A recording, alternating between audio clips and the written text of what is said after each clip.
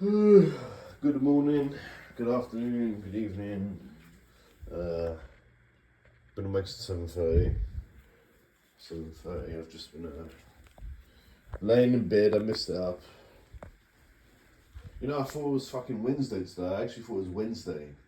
Turns out it's Thursday. This week's going too fucking quick. Too quick.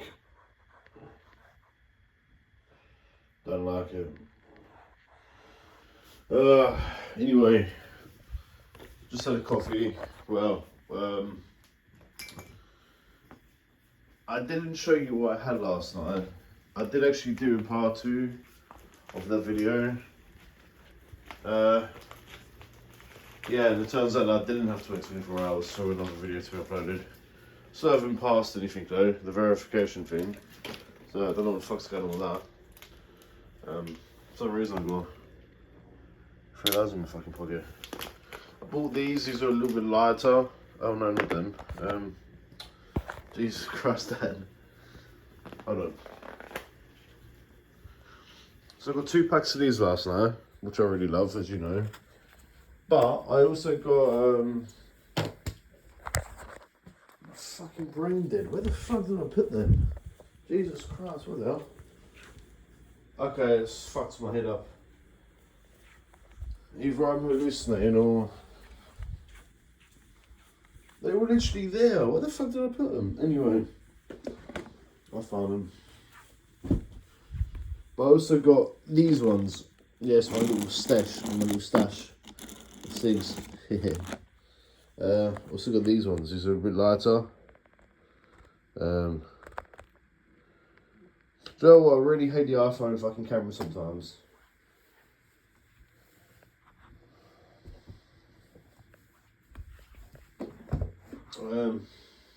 Yeah.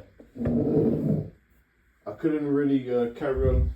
I couldn't start a part 2 of that video last night, even though no one was watching it. Yeah. I couldn't do a part 2 because the fucking storage ran out. So I was chilling in the park and I was kind of deleting a load of fucking videos. I realised that I forgot to fucking empty the recycling thing, the trash thing.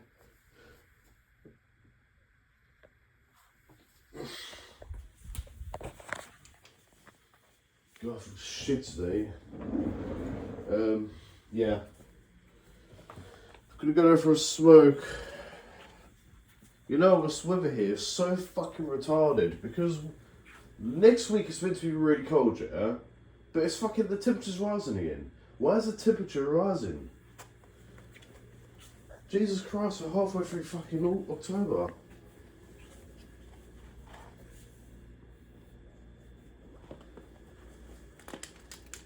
Halfway through October. I can't believe it's Thursday. I'm sorry, I know I keep repeating that. I cannot believe it's Thursday. It's gone too fucking quick. I swear to God, I thought it was Tuesday last night. Today. No, Wednesday. I thought it was Wednesday today. No. I need a smoke. I'll show you quickly what I bought. I didn't buy a lot, I just bought 4 boxes of cigarettes. And the girlfriend, she bought loads of these. Because she knew that I like the sausage, she ordered me loads. So I got original can. And I thought I'd try this. Crushed peach. I've got 2 more to try of Hot 6. And at the moment, the only 2 decent ones I found is green and purple. The rest are kind of shit. Yeah. So I've got to try 2 more. Yeah, the rest are pretty fucking shit, to be honest. I'm not being horrible, I'm just, yeah, they're really shit. Hold on. 2 seconds.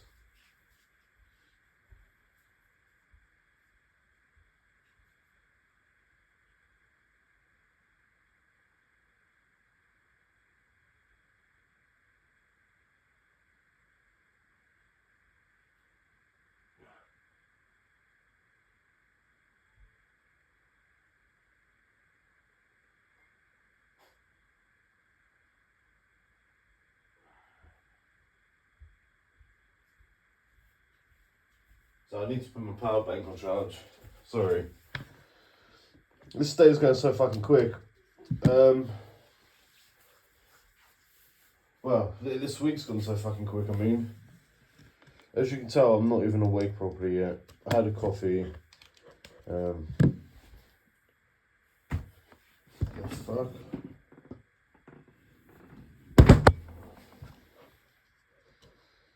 Oh, fucking, I'm such a dickhead. It'd be good if I was fucking, I'm not even awake. I need a quick cigarette, I think. A cigarette.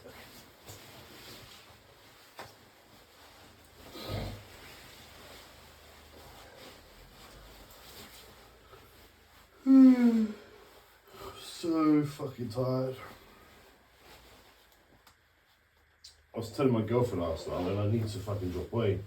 Before you had that stupid surgery, I was actually losing weight. She went, babe, we're always gonna be fat. Oh no, fuck that. Well, you can be fat if you want. When I fucking lost a load of weight ages ago, I want to lose that shit again.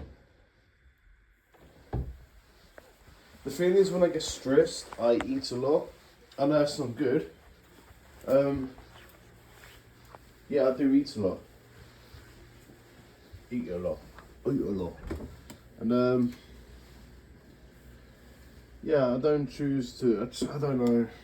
Sorry, I'm gonna try this quickly. Crushed peach. My girlfriend's never even had one of these. I bought her one also.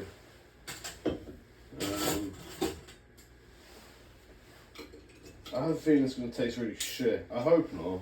Because the fruity one seemed to be really good. Well, yeah, two of them. Oh god, you know when you can just smell something? I'm just going to drink it quickly.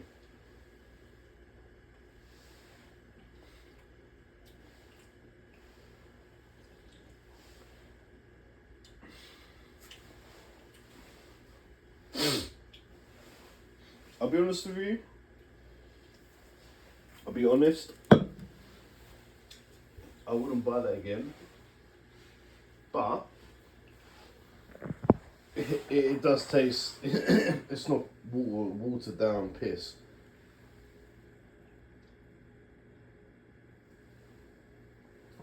That is really fucking peachy. I wouldn't buy it again, but if it was the only one, if it was between that and the other shitty ones, I would buy that. I'd happily buy that again, actually. If I didn't have a choice, I wouldn't even be angry.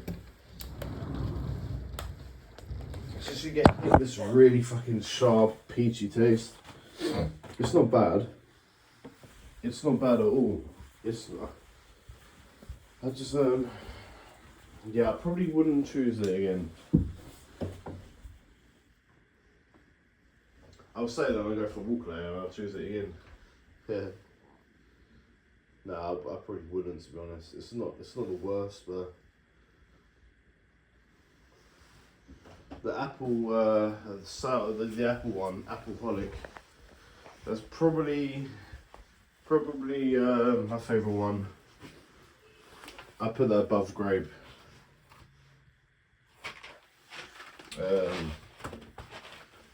Grape second. I've got to try the white one. I don't know what they are. They're basically just cheap knockoffs of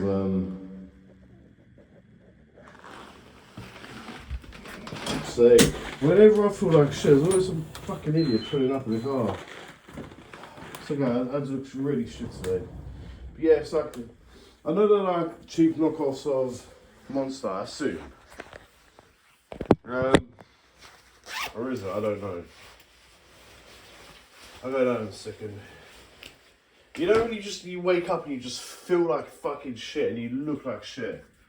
I'm like that at the moment.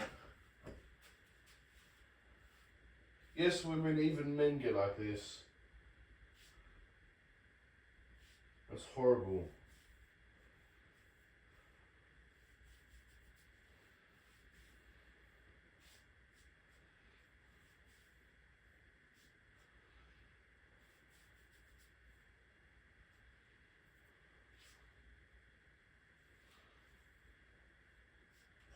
fucking thing. Like, my hair is not going the way I want it to. I already have a dodgy hairline because I picked the fuck out of it. So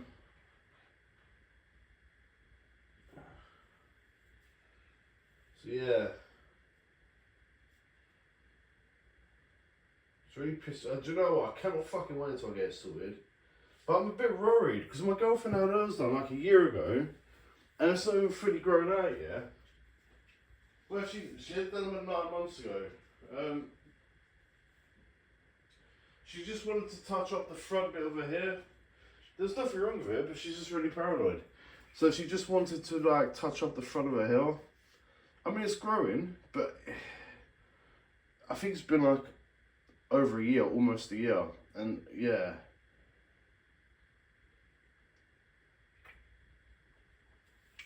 I think my girlfriend will like the peach one. It's too. It doesn't taste like. It tastes like passion fruit. I think that's the one, passion fruit. It kind of just tastes like that. It's really. I can't. For me, it just tastes like passion fruit. It doesn't taste like peach actually. No, I've just had a little bit more. I'm not really a big fan of passion fruit. I find it pretty fucking sour. It's just horrible. It's really shit.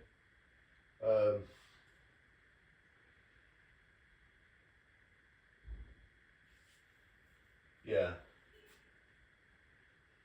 Can that car hurry up and fuck off because I need a smoke? But yeah, it just tastes like fucking passion fruit. Passion fruit. Yeah, my bad, people. I'm not talking fucking shit.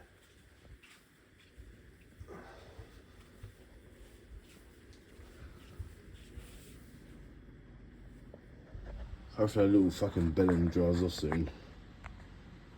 I need about 2 healthy cigarettes, you know, in the morning.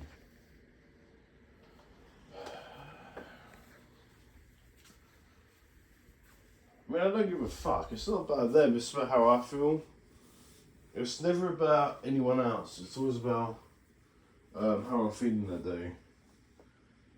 And if I'm not feeling good, I just... Yeah.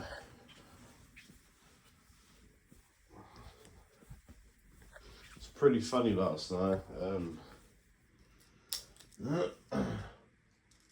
7-Eleven, it got kind of awkward. I only went in there to get my girl Sony rings, and I got 3 coffees each, and I got 2 Monster drink each, and I got 2 chocolate bars. So fucking good, so good. Like really, like a nugget, whatever the fuck they are, nugget. In the center, surrounded by chocolate. It was like peanut flavor, like not overly sweet chocolate. It was so fucking nice. I ended up eating 2 of them. But yeah, look, it got a little awkward. A little weird in 7-Eleven. There's a girl, I've spoken to her twice now. Second time I saw her, obviously, if you spoke to her twice. That's the one I said was cute, the one with the dirty blonde hair with the glasses, the one who touched my hand. Well, last night, no one come into the store, and I was doing what I was doing. I was seeing what chips my girl wants. And she tried having a proper conversation with me, like in English.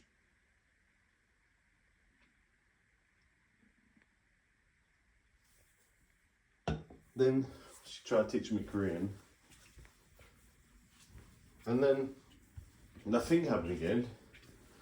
Oh, how to explain it?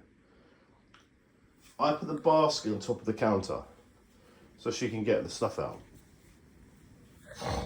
And she was doing that. And then, Jesus Christ, looks like fucking, it's like John Lennon's wife, what the fuck? And then, sorry. Yeah, so I was gonna take the basket off the counter and put it back in the front door. And she kind of strokes my hand again. She's done it twice now. And I thought the first time it was an accident, but she stroked it again. Like really fucking stroked it. And she removed it slowly. Like I'm not a fucking dog, I don't want to be stroked, you know. Stroked. Fucking accent's horrible. Yeah, it's pretty fucking uncomfortable. Then when I paid her, I went, okay, thank you. And she repeated it. And as soon as she repeated it, she started talking, saying it in Korean, thank you. And she kept repeating it, like proper repeating it, about 4 times. And yeah, it was kind of weird. Then when I eventually walked out, I had a giggle and go, thank you. Thanks for see you later. Yeah, I don't know. I mean, it's been friendly. I mean, pardon me. I used to work in a petrol station. I never fucking acted that way towards a woman. So I don't know what's happened. I don't know what happened. Well, I know what's happening. I'm not stupid, you know. But I got a fucking girlfriend, man. I got a girl. Kind of annoyed me, to be honest, because I felt like I was not being faithful to her, even though I didn't do anything. I mean, she's attractive, but I'm too fucking loyal, man.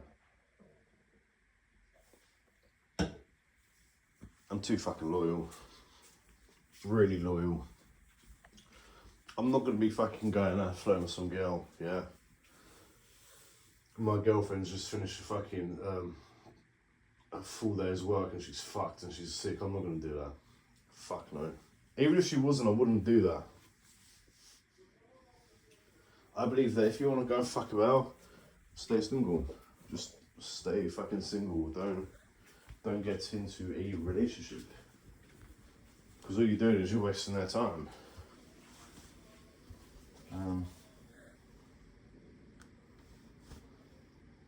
But yeah, it was pretty weird. I mean, I have to go back to that store because it's like my favourite store now. And don't get me wrong, as a guy, I like the attention. I lack confidence, so I really lack confidence. So I do like the attention, but I don't go out my way to get it. To get it. So, did I tell my girlfriend about it? No, why would I? Nothing really, she didn't try and kiss me or anything. I didn't do anything back. There's a saying in the UK, I don't know where it is in South Korea, but you never shit on your own doorstep. I mean, 7-Eleven's literally down the fucking road.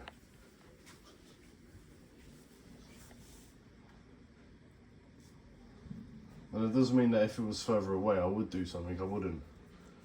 I'm just making a point. I wouldn't do anything. So, anyway, yeah, I have to go there in a couple of days. Hey. I think, to be honest, I did have it recorded and it really annoyed me because the fucking phone cut out. After I said part 2 coming, when I was going to 7-Eleven, I hit record again. Well, I thought I hit record again. So,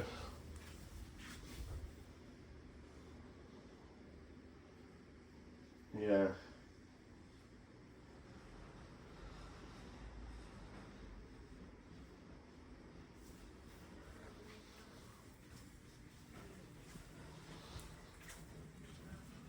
I'm kind of pissed off. That would have been good content. I don't regret getting this. I don't hate it. If you can... That's not peach though. I don't give a fuck. I don't know what they call peach in. I don't know what they call passion fruit in Korea, but that's passion fruit.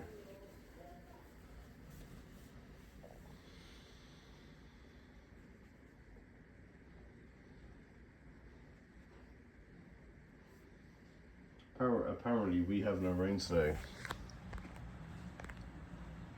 Bullshit. It's fucking thick. You can't even see the fucking apartments. That is thick cloud fucking thing. It's really thick. I think what I'm gonna do, I'm gonna go down for a quick sneak. I look like shit, but to them I just look foreign. So that's my mindset. Why the fuck did I draw my coat on the floor? Hold on, people. I'm gonna put you on the rack, drying rack. Yeah, I think this is another thing. I've said it before. This is something else you have to remember if you ever come to South Korea or just any other country in Asia in general. As a white man, or as a black man, or as a black female, white female, whatever. If you're Western, if you come from a Western country, they're not gonna see you as, oh, he's got bad hair, or oh, look at that spot on his face. Nah, they just see you as a foreigner. Oh, foreigner, foreigner, oh, foreigner, oh, foreigner. I'm such a dickhead. It's because I haven't done my cig yet.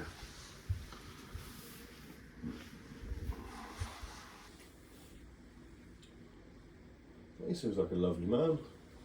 You know when you just look at someone, you just know that they're really nice. Like you don't have to speak their language, but you know that they're nice. Yeah. Well, I'm gonna go out for a smoke and I'm talking shit. It's making me go a bit fucking crazy, to be honest. I went for a lovely walk last night though. After I had that Fanta Melon, kind of regretted it. Because it's like a litre, and no, it was about 650 litre, I would say the cup was. So yeah, as soon as I've done it, it looks alright. Now I have to stand there for about 20 minutes and fucking drink it. Outside in the rain, that's like a brain freeze. Yeah, that was fun.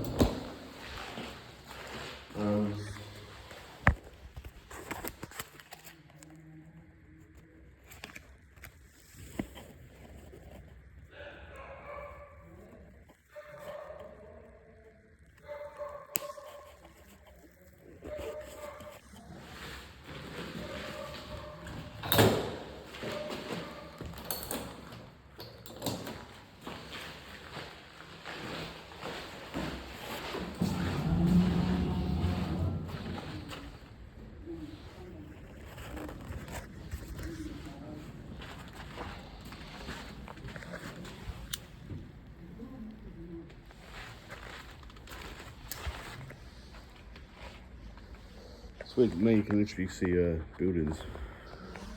Yeah, apparently we have no more rain until next week. That's bullshit. Oh God, cursed. Old people.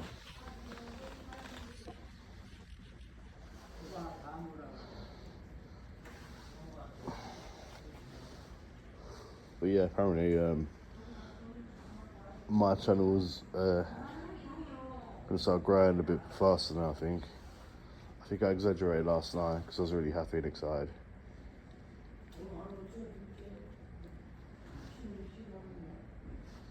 But apparently it doesn't matter. It doesn't matter. If you have 18 subs, which I have, like even if you have like a really small channel, but your algorithm is pretty fucking big, they don't really give a shit about that. I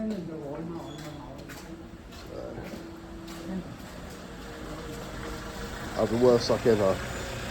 Cracker-chan.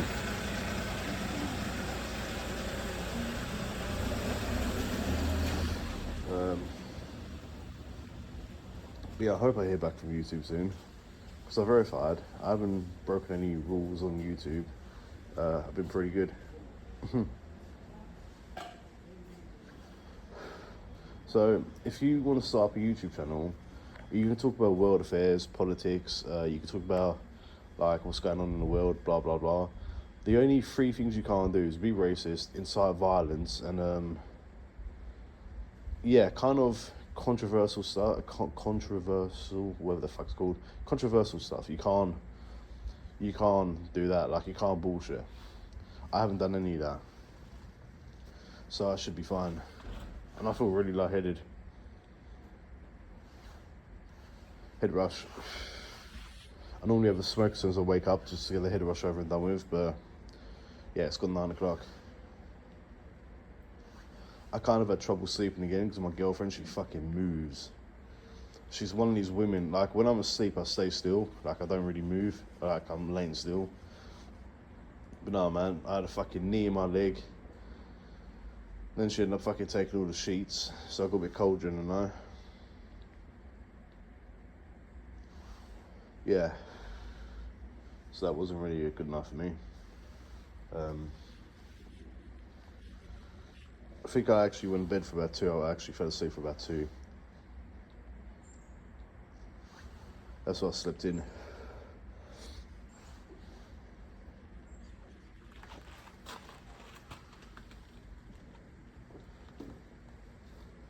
So,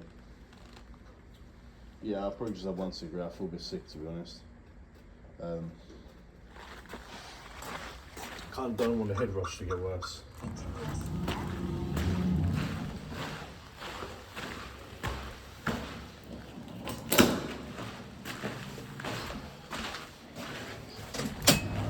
I had breakfast. I had one of them sausages on the microwave there.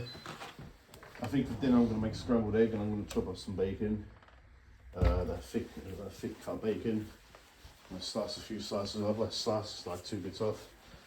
Dice it up really small, just fry it in over the egg. That's the plan. Pardon me. I may do that. I'm not sure. I can't feel sick. I feel kind of sick. Hold on. I have to go hang the car.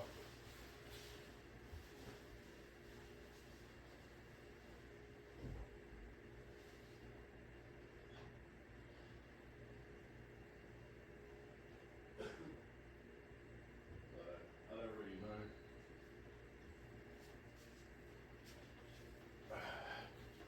I've got to go for another walk tonight because I'm trying to drop weight again. Yeah, I had onion rings last time, I know.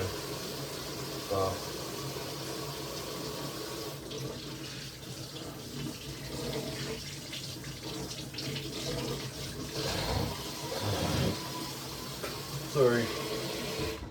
But yeah, I want to, like last night, I had the umbrella, it was raining really hard.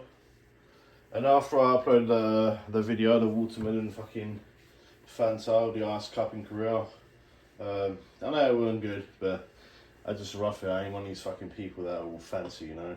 I need the right angles and the right lighting. I just fucking done it there and then.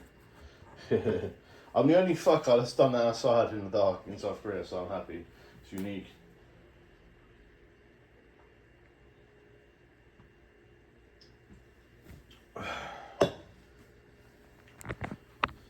But yeah, after I did that, after I spent about 20 minutes fucking trying to drink it when I had brain freeze, I was just walking around the park. I'd done like 6-7 laps just to see if my body was okay there. Yeah, it was alright there.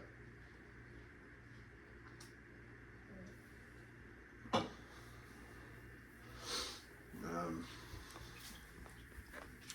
told my girlfriend I need to drop weight before I go back home.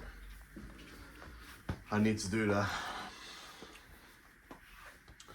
My little brother, he's really happy. He got his passport. His passport arrived yesterday. So he's well happy. It's his first passport. He's going to Amsterdam with some boys, with his mates. They've been there before, and I just told them just to be careful. There's a lot of fucking weirdos in Europe at the moment. So he's going there for a couple of days. I think he's going there next month. So yeah, I'm happy for him. I'm just worried about him, you know. But he should be fine.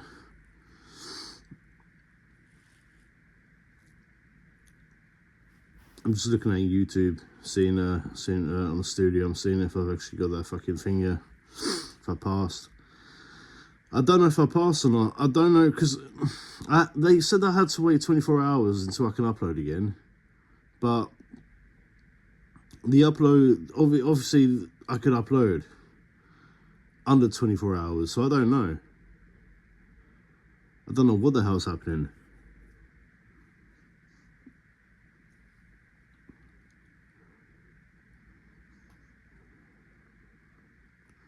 Jeremy Cole calls Reform Councillor a right-wing racist thug, fascist thug.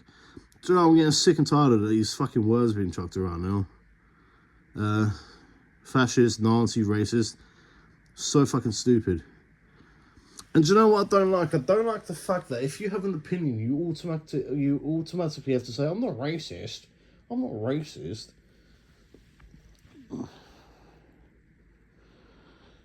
You get a lot of freaks out there who just think everything's... And it's always the fucking white women or the white middle-class men. It's always all white fuckers. I mean, the blacks do it a lot. And the fucking Indian... Not the Indians, the fucking brownies are starting to try.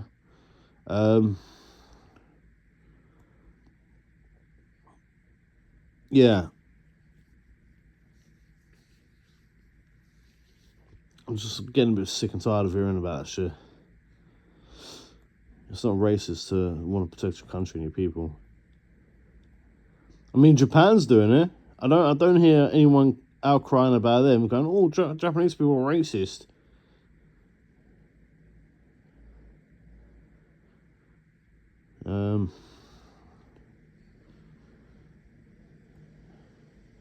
So you know this has been photoshopped to fuck. If I went there, it wouldn't look like that. I'll quickly see something.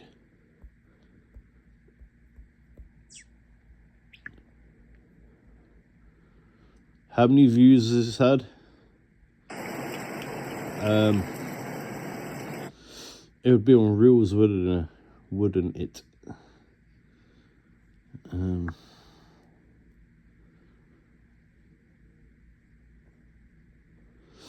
I don't know. All I know is I have to sort my iPhone 13 out of this phone. Yeah.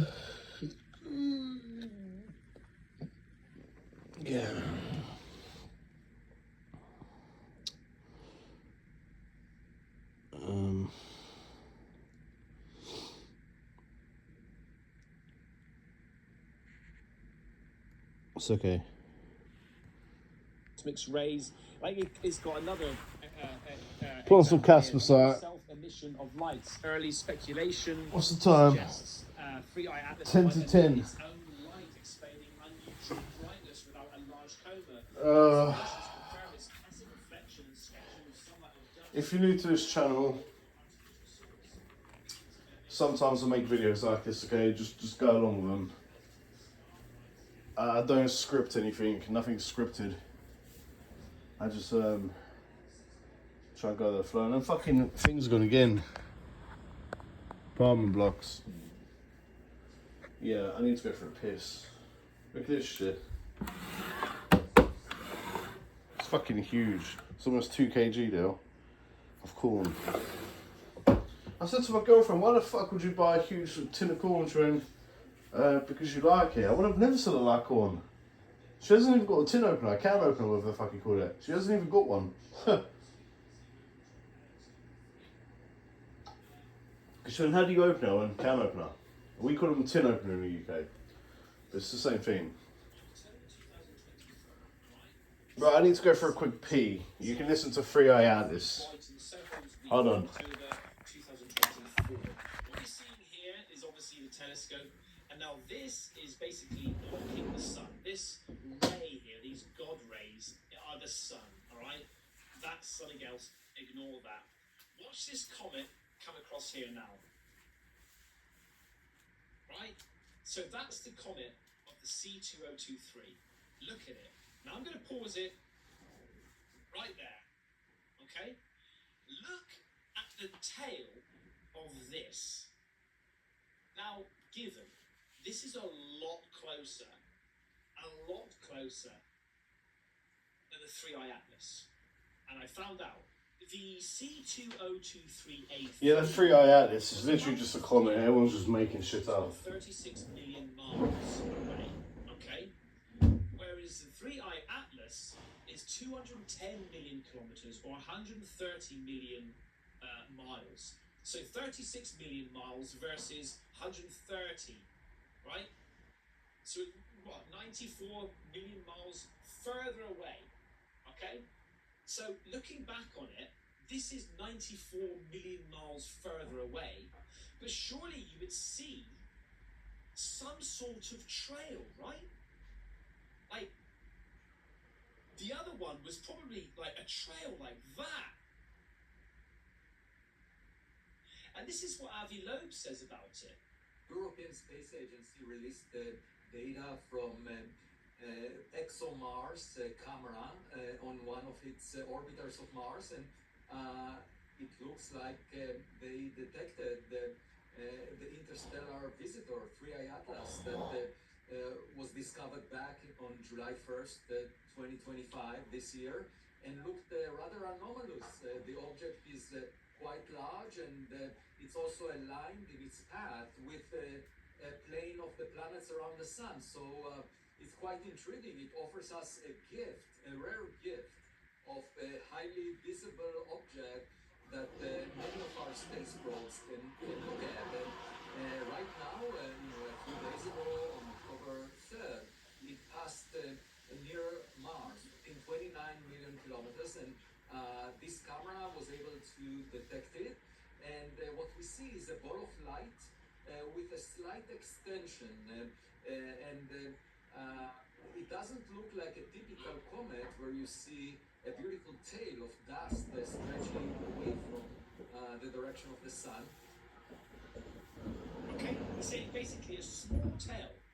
Not like I'm thinking tomorrow start eating like 1 meal a day, which we've just shown you. around 1-2 o'clock in the afternoon. Probably about 3 or 4 actually would be better, wouldn't it? Yeah, and just start getting my laps in around the block. I mean, I've lost weight. I have lost weight because I was pretty big before I come over. Even though I was in carnivore, I kind of stopped it like a week or 2 before I come. And yeah. So I've definitely lost weight, but I don't know. I kind of feel like that I need to drop more before I go back to the UK. I don't know what my girl does that. But I need to vacuum. Don't worry about it, people. If you're new here, I do this every day. I give it a quick vacuum. Then I'll do a main one around evening time. So I'm going to start now. Just a quick vacuum. I never go into the girls' room because I just find that very weird. Well, it's not weird, but I don't feel comfortable doing it.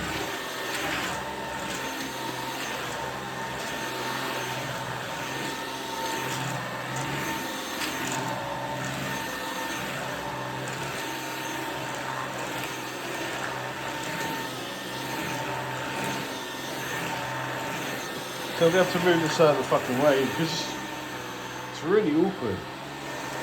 Hold on.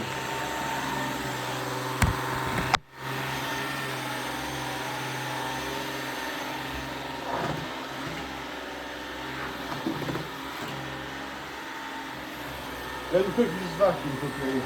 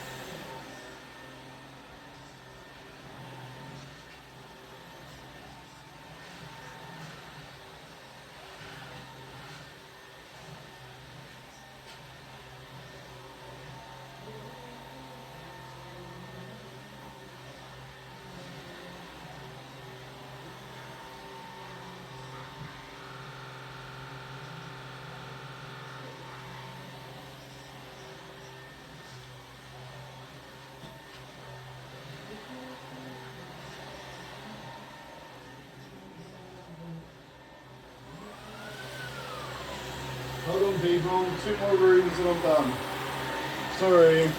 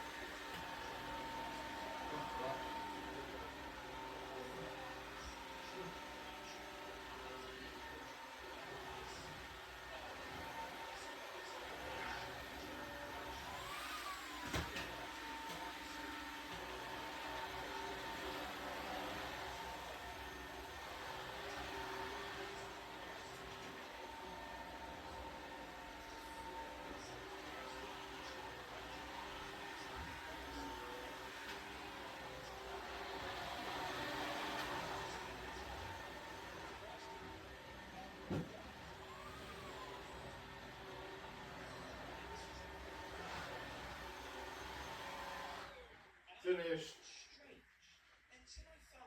Yeah, my brother said something else. My brother said something else last night, and you need to be careful, Dan. On why? Because of your channel and like what you kind of put out, like nothing scripted. You want to make sure, you want to hope that your channel doesn't turn like into a troll account, like a troll channel, like this is for the drama with other people. Well, no, it won't turn out like that. Even, yeah, I know you don't want it to, but because of the kind of content that you put out, and you just wing shit most of the time, and your topics that you normally do, even it's not a bad thing. You remember, yeah, you probably get quite a few trolls. I'm not bothered about trolls, to be honest. Everyone's welcome. Hold on, I think I had a text message. Hold on. Oh, let me have a look. Weird, but if this were a comet, then it should be moving around a lot more. You see, comets... It's just some Temu. I decided to look into the 3-Eye Atlas. You like that? I've been waiting all day to do that. I've been looking into it, right, because it's been a while since I... Hello. and welcome. Hello. Hello. Explore the deepest mysteries. But yeah, I hope it doesn't turn into like a drama channel, because this isn't what my channel's based around. My channel's based around just normal topics, you know, random shit, like I normally do. I'm not really looking for drama. I don't think that's good. If it's like banter, as we say in the UK, like friendly, like don't take it serious, and yeah, I'm okay with that. But I don't want to start getting abused, obviously. I'm not bothered, but I don't really want to put in this effort just to get abused. I don't really like that shit, you know?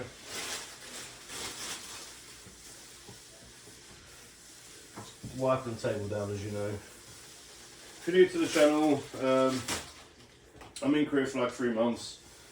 I've got like just under 2 months left here. It's like 48 days. Which is going to go fucking quick, which I'm scared about. Yeah, and I started this channel because I was kind of bored. And I've been wanting to I never wanted to do a YouTube channel. I always saw people who done it, fucking weirdos, like losers that don't have a life. I was stupid for thinking that, obviously. I could be right in some ways, but if I say that, then I'm kind of insulting myself. Yeah, I was bored one day. My girlfriend, she works a lot. She works at 9 till 6. And I don't really know my way around this area. At the time, I didn't really know much about the area. So my day-to-day life for about a week was just going out for a cigarette, coming back in, and just watching YouTube.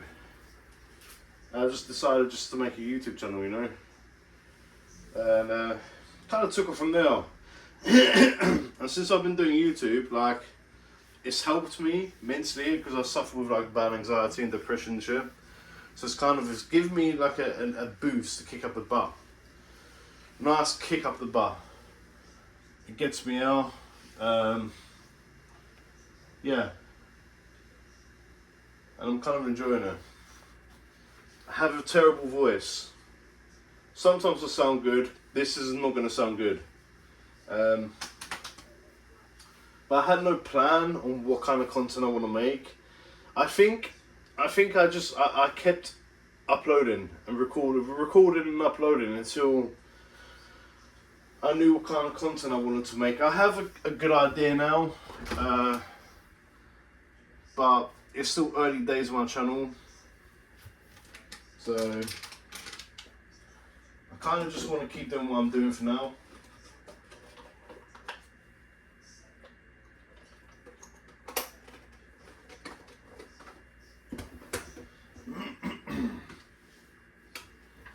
I'm going to wash the dishes up quickly.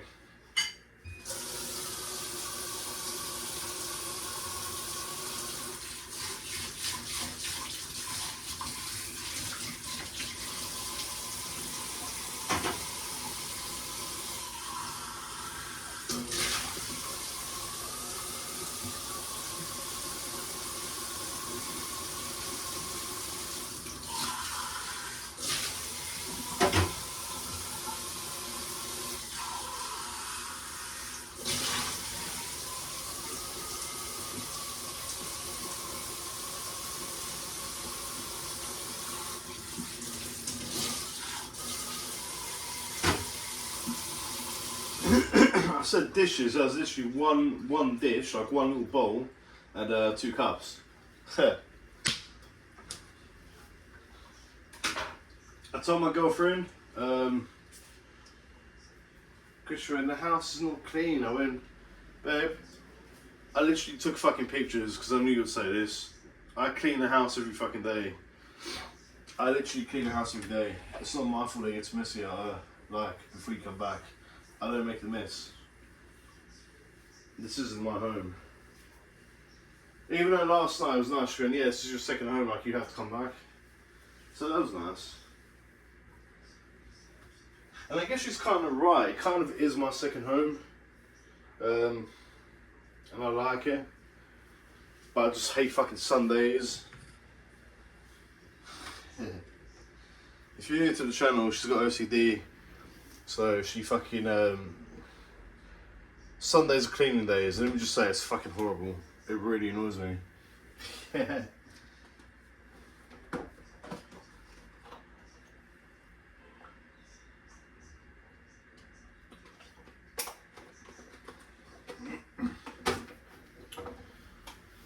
Yeah.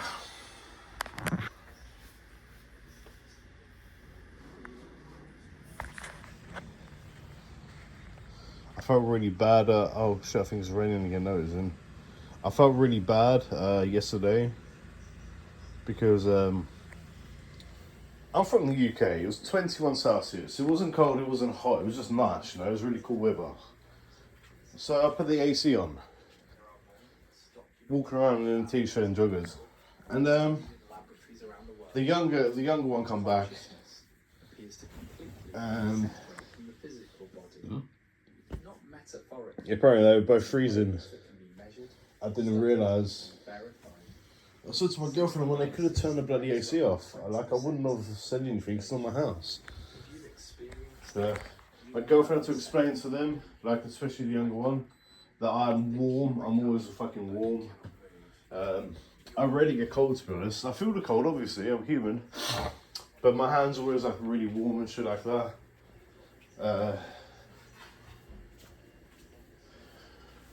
And she was kind of surprised by that.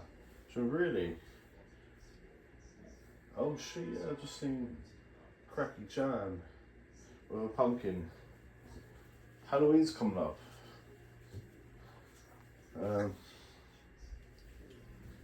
Forgot about that. I don't really celebrate Halloween, obviously. I'm a grown-ass man, I don't have children.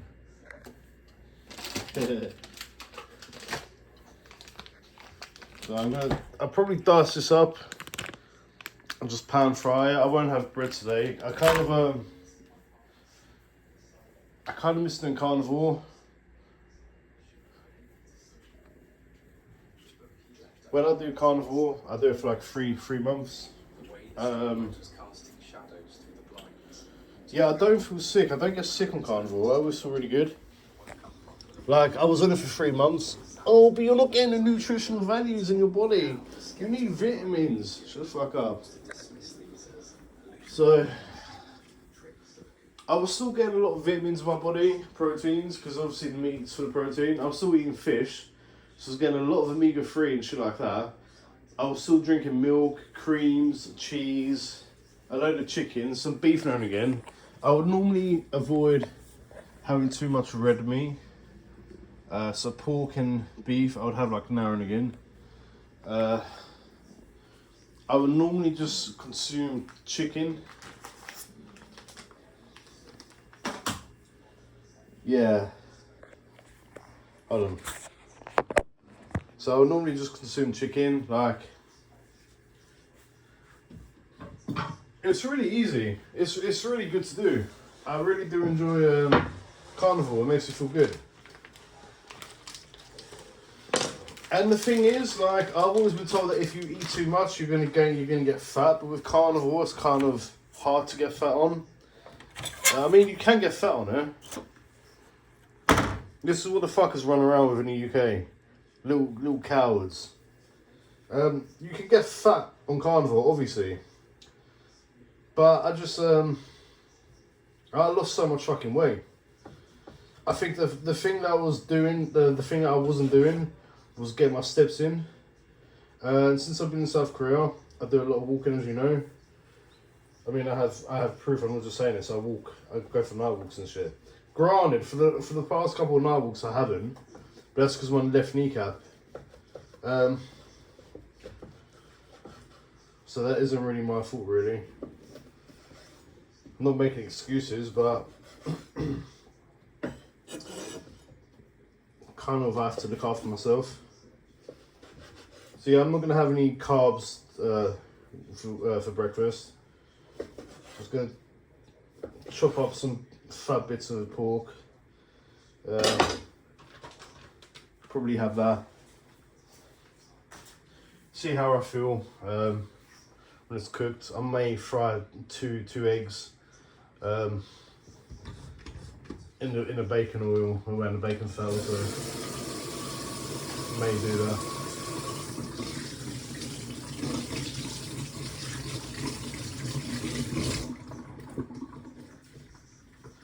But yeah, if you've never done carnivore before, I would give it a go.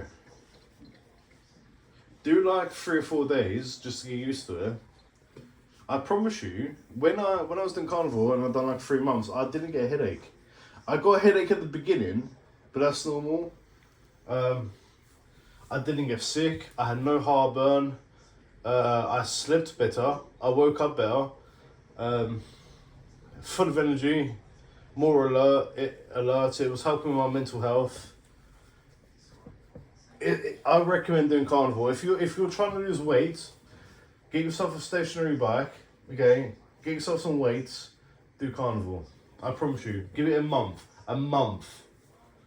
You'll start seeing decent results.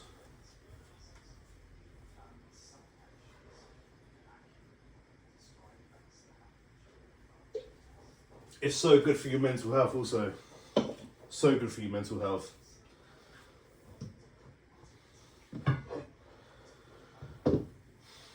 I might go down for one more cigarette.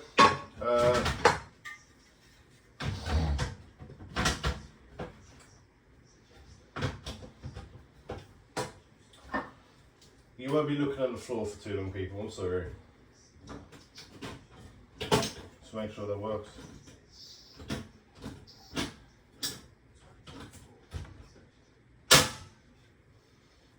Right. Let's get the window's already open. Let's get the fan on.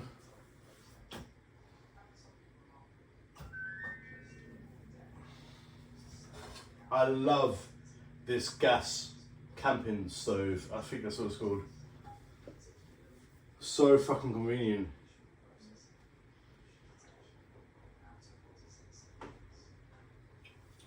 If I do noodles, warms up so fucking quick. It heats up so quick. Rather than being on the stove, electric.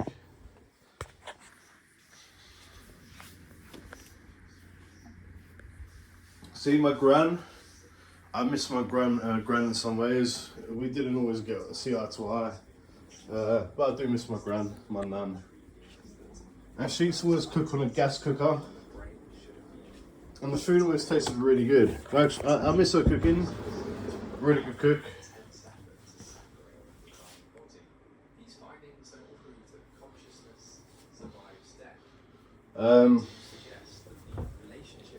So yeah, she used to cook on a gas cooker.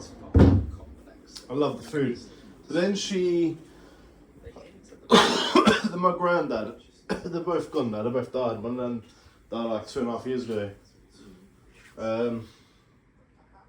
But he bought her an electric cooker. She hated it. She went, the food doesn't taste the same. You can't get it. She used to like char grilling, like meats. Not grilling, but she used to like get like a meat something. I can't explain it, I'm too fucking tired. But basically, she said something like, if I can remember, it doesn't cook meat the way I like it. It doesn't. I don't get that taste anymore, and I can't get that because when I cook this with this, for some reason it tastes so much better. If I cook this back at home, we've got an electric cooker. It will not taste as good. I could use the same ingredients, the same pot and everything, but something about gas cookers. Something about it just makes the food taste better, and I've never really realised that until now. I've just kind of thought about it again. Maybe I'm talking shit, I don't know. Coming up to an hour. Oh, it's 1:01:04.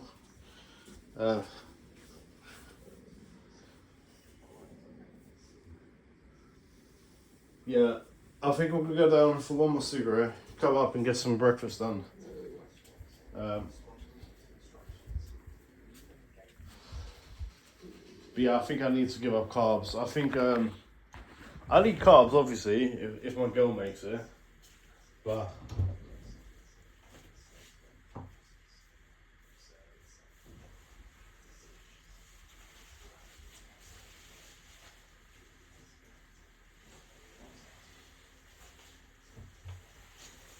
But yeah, I kind of I think when I go back home, I'm going to do carnivore for like 2.5 months. I've been getting sick a lot since I've been off it, and I don't really enjoy that. On carnivore, I felt really strong. Yeah, so I'm gonna have to go back on it. I will definitely have to go back on that. I may have. My girlfriend says, and she's kind of right. Have like a cheat day. But the thing is, you can't really have a cheat day on on carnivore. That's the only problem. I mean, you can, but I think you need like 50 grams of carbs to take you out of carnivore. But I replaced margarine with butter, like full fat salted butter, milk full fat, cheese, loads of cheese, cream, eggs. I'm not really a big fan of eggs, like boiled eggs. I can't really be bothered to fry eggs most of the time. So patchy. My diet just literally, I was consuming just chicken, milk, cheese, an egg now and again, and coffee. Loads of milk, loads of fucking milk. And I lost quite a bit of weight really quick. Not really quick, but a couple of weeks.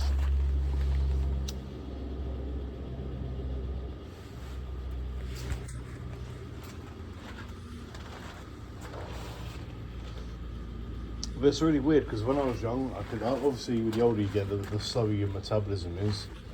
But I used to be able to drop weight really quick.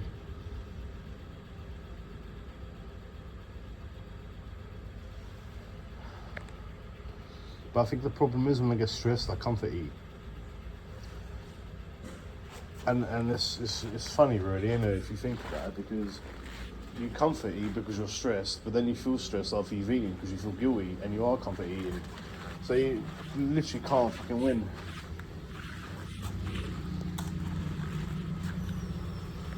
I don't know. It's just one thing thinking, you know. But yeah, you can't really. There's nothing you can really do, in my opinion.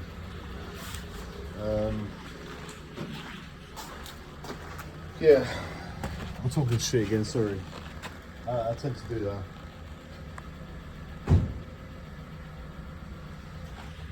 But the night walks, the content's been pretty good, to be honest. I've not been talking complete shit most of the time. So I don't know. I think it's more mornings now, just talk shit, because I have nothing going on.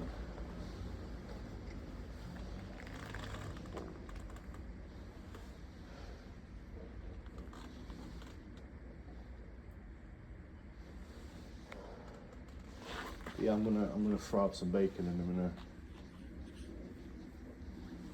get nice and crispy.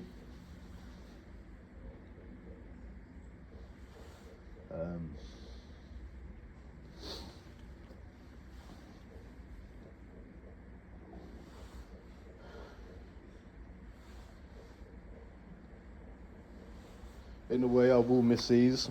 I will miss having these. Back home, we live in a nanny state, so even now, this is pathetic. It's getting in the UK. Like yeah, I could easily buy 100 cigarettes, no question. And it only cost me like £12-13, about $15. Don't know what it is in yen, whatever, or euros. Probably about like 13 euros, I think. I'm British, so we use pounds. It's like the oldest fucking currency in the world, so shut the fuck up. But yeah, you can't, I think in some shops now you can only buy like 40 cigarettes at a time. Proper fucking nanny state. And it's not just the cigarettes. a lot of places you go to eat,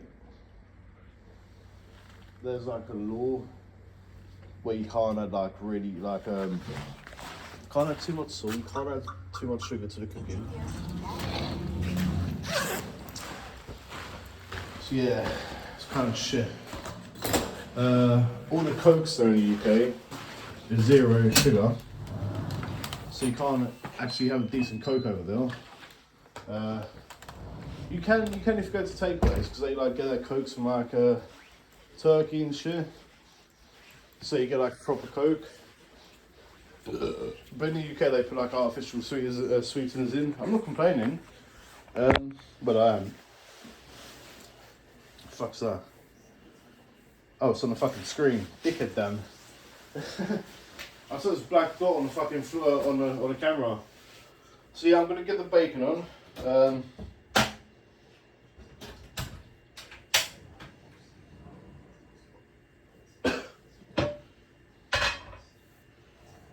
I'm not hungry, but I know I'll be hungry later. And when I get hungry later, I was like, oh, fucking hell, it's already getting hot. When I get hungry later, I'm gonna crave carbohydrates. And so I'm just trying to keep my hunger at bay, so I don't fuck up. It's already getting hot, to be honest. I'll show you. Yeah, watch this. I literally just put it on here. Should get a sizzle. Yeah. So I'm just gonna chuck in loads of bacon, chopped it up. I always stick it on high temperature first, so I get a sear on both sides, and I'll turn it down so that the fat cook. Yeah, 2 things. But I'm gonna do that, and I may have 2 eggs afterwards. I just need to wash the chopping board up, and then I always wash dishes as I go along, so I don't have to do it after when you're full and you don't want to move. 2 seconds, people.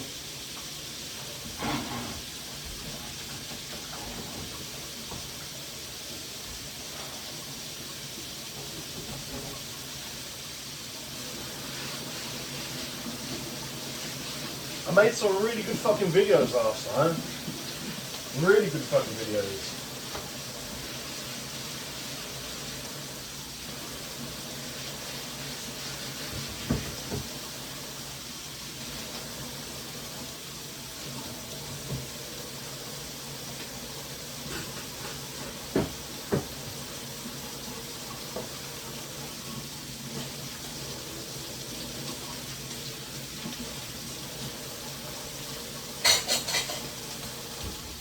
Right, you can hear that starting to sizzle. So already it's starting to fucking sear. It's starting to crisp up. You can smell that it's crisping up. So I'll turn that down now. Because the pan's already at the temperature that I want it at. I'll show you in a minute. It's literally been on for about a minute, yeah? This is really good bacon to cook because it's got a lot of fat content. So it's really good bacon to cook.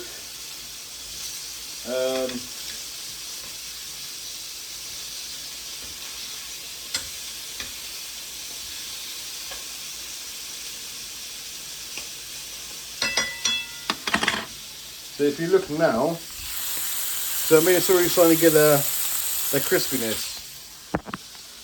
So I've turned it down. It's already starting to release fat also.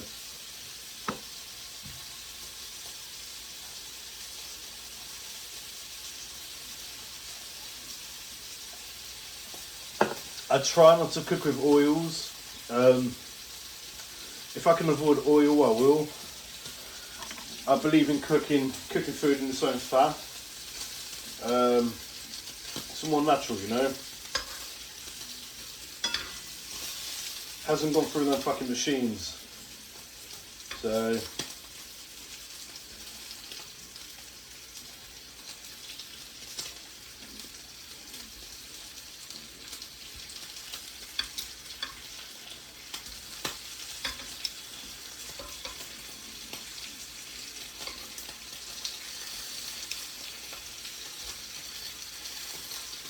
So what I do, I keep the small bits in the centre first because they cook quicker.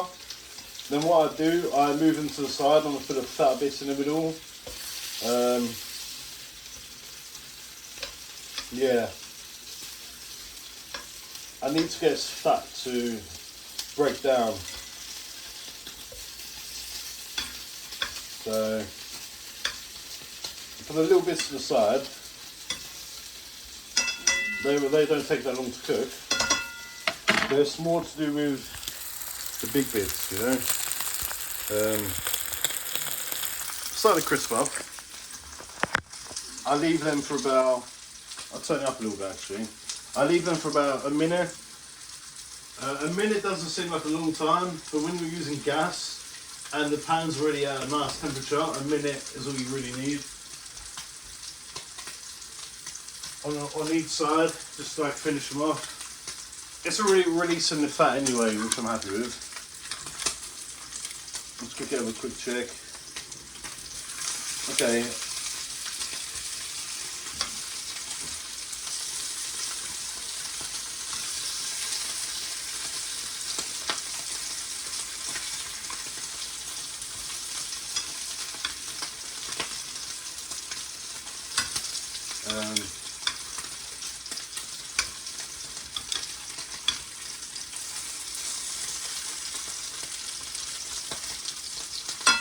Did anyone see Trump treat our Prime Minister Keir Starmer like a prick? Fucking hilarious.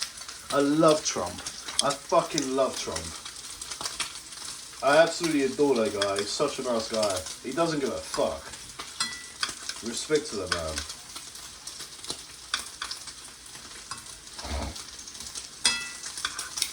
He basically just fucking... He made Keir Starmer look like a complete dickhead. And it was funny to fucking see. If you're a fucking dirty lefty from the UK, you're obviously going to be offended.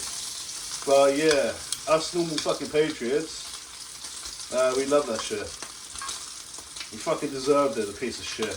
He's treating the citizens, putting fucking illegal people first. Fucking scumbag. If you're patriotic in the UK and you love your flag, basically there's a war now on our flag, the St. George.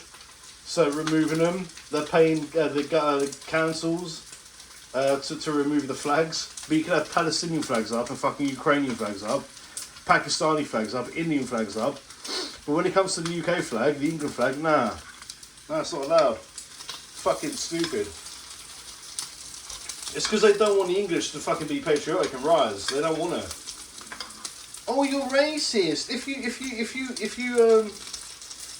you fly the England flag, you're a racist. Shut the fuck up, you ain't racist. If Scotland do it, Ireland do it, Wales do it, why the fuck can't we do it? Why is it a problem for us? Okay, that's perfect. Bacon's cooked perfect. It's cooked the way I like it. You may not like it the way I cook it, but I fucking love it. It's nice and crispy.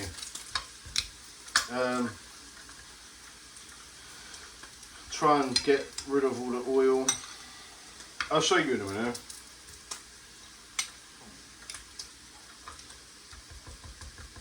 Let's get rid of that extra oil fat on it, you know. Still sizzling beautifully. So good. I love bacon. I love fucking bacon. So good. It's like godly. I imagine this is what, the smell of bacon in the morning, you can't beat that smell. Yeah, it's perfect. I cook this perfect, I don't give a fuck. It may be too overdone for some people, but I love my bacon to have like a nice crisp to it.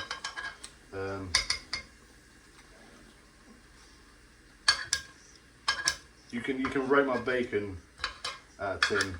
It's nice and crispy. Sometimes I burnt it, but I don't give a fuck. I love my bacon like this. I need some ketchup, I think. Some cheese. But that's how it looks. Nice and crispy. You know, can you hear that? It's done on both sides, obviously crispy. That bit's beautiful. But yeah, I need to put it down. It's fucking hot. I may fry up 2 eggs actually. I make my eggs good. I like cooking eggs. Even though I don't really, the smoke alarm might go off.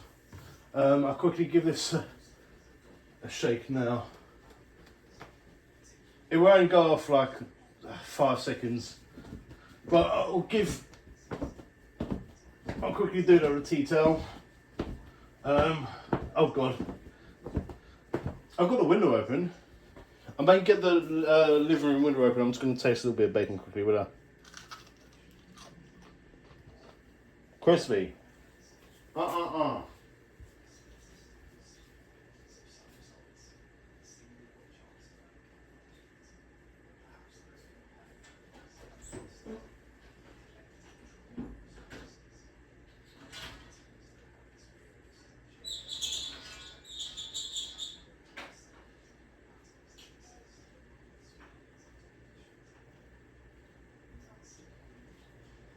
I have a friend in the UK, and basically he's like one of the only white people in his street, all full of fucking Muslims.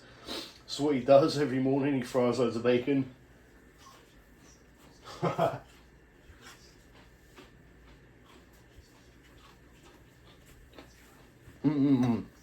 Listen.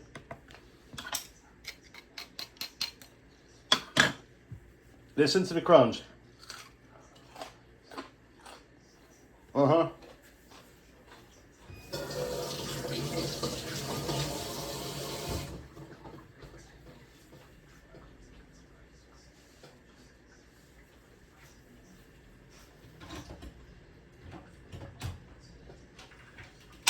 I cooked that perfect.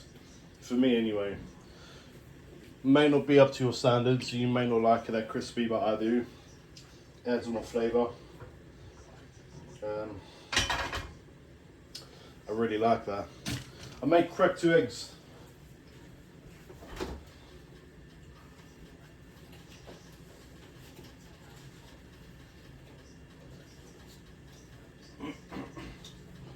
Actually, I may do scrambled eggs because I have some cheese in the fridge. Make some cheesy scrambled egg with some pepper. May do that. I don't know. Let me just see how this goes. If it fucks up, then I will do them. I'm normally good at frying eggs though. I don't normally mess up. Perfect.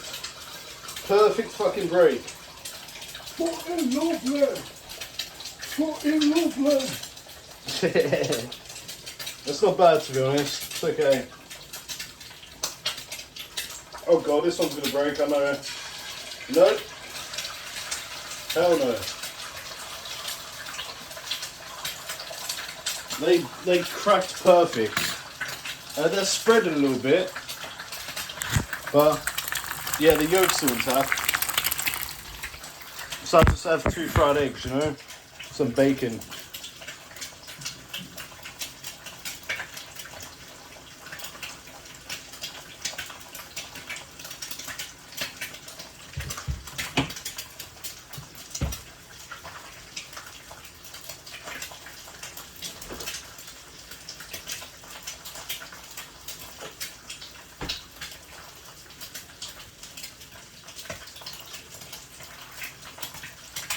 I like my eggs to be a bit crispy. Yeah. Oh fuck, it's gonna spit. Wait, I'll turn it down. Please don't fucking spit. Please be good. Oh, you fucker. And I do like fry them on each side. I don't like the yolk to be too fucking runny. I've got OCD. My girlfriend has it worse, obviously.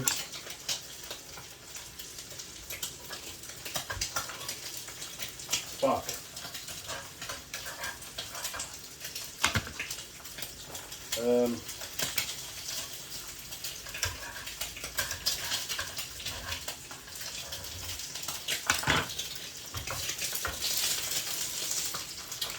Good on me. There we go. Perfect. This is what I mean. A lot of people say, oh, that's burned. It isn't burned, it's just crispy. I like it. Fry on both sides. Get a nice seal on them, you know. Oh, you ruined your eggs. No, I haven't. Not for me, I haven't. I don't even know what the salt is. It needs some salt, you know, and a bit of black cracked pepper. But don't really know where they are.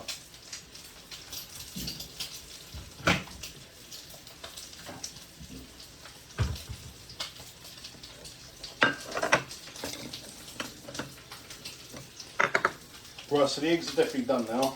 I know that for a fact. They don't take long. That's why eggs are convenient. Nice and crispy.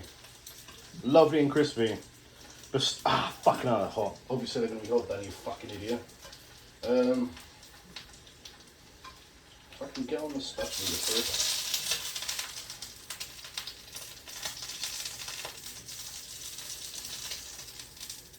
But yeah, like I said, I like my eggs to be like nice and crispy.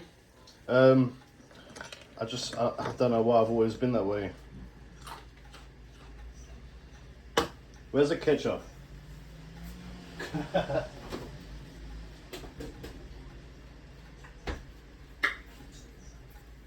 Definitely needs ketchup.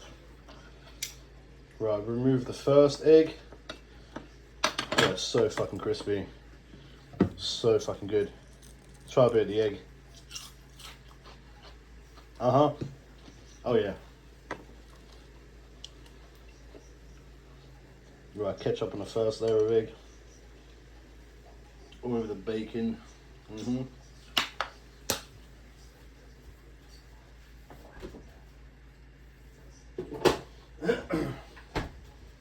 Like I said, to some people, it may look fucking horrible. Not for me. I'm not cooking for you people, I'm cooking for myself. So I couldn't really give a fuck what you think. But yeah, hold on, let me quickly wipe the camera off. So I mean about my eggs, I like them nice and crispy. They're really soft. Got really crispy bacon now. Ketchup, two of the eggs. Yeah, no. So good. Quickly wash the pan up. Pardon me. I'm sorry if you're vegan.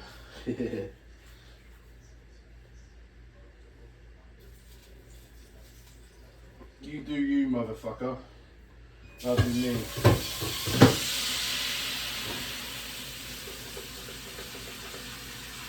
Right, I might leave that in soak until I finish eating.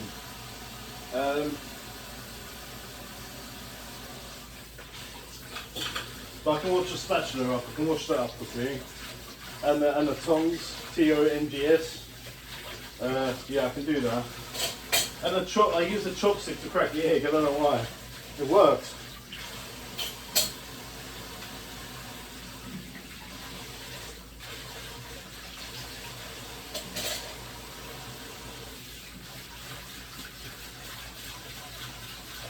Put the chopping board back. It's pretty much dry now.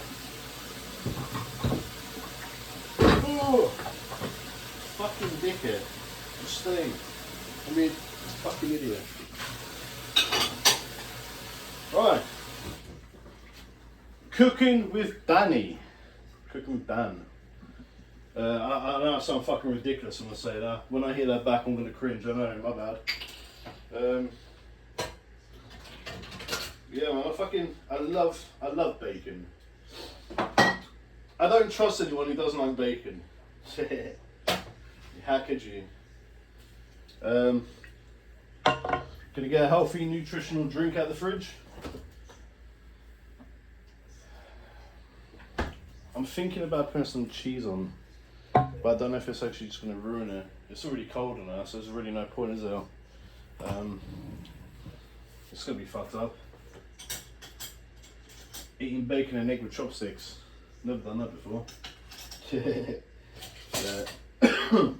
Let me, because I'm considerate. I don't want you motherfuckers. Well, you're not motherfuckers. You're good people. I don't want you people to hear me eat because it's crunchy, and I know how annoying that can be. So I'm gonna go get my phone. I'm listening to something pretty good.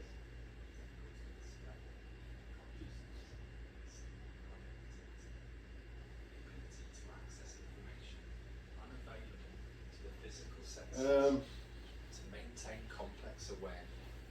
Hello, everyone. It's called "What Was Your Consciousness Before You Existed? Before birth and after death?" Explanation. Not that no one knows, but it's just a theory, you know. Welcome to Sleep Space. I like it. Tonight we will talk about something mysterious. It sounds a bit gormless, but yeah, I something like that it. touches on both science and philosophy, and perhaps even the deepest questions you've ever quietly wondered about while lying awake. The question is, what was your consciousness before you were born? Probably nothing. What were you, if anything, before So you good, opened innit? your Look at eyes that. for the very first time? Look at that. When we talk about sleep, we often wonder about where our awareness goes when we drift into It's the only way dreams. to eat bacon. But tonight, we're going even You can further listen to this until I'm finished eating. Oh, this is my drinks. beyond birth. Nutritional, that's what I was talking about. That no one alive can actually. Original. And yet, it's a question. I prefer Pepsi, but dominated human thought yeah. for centuries.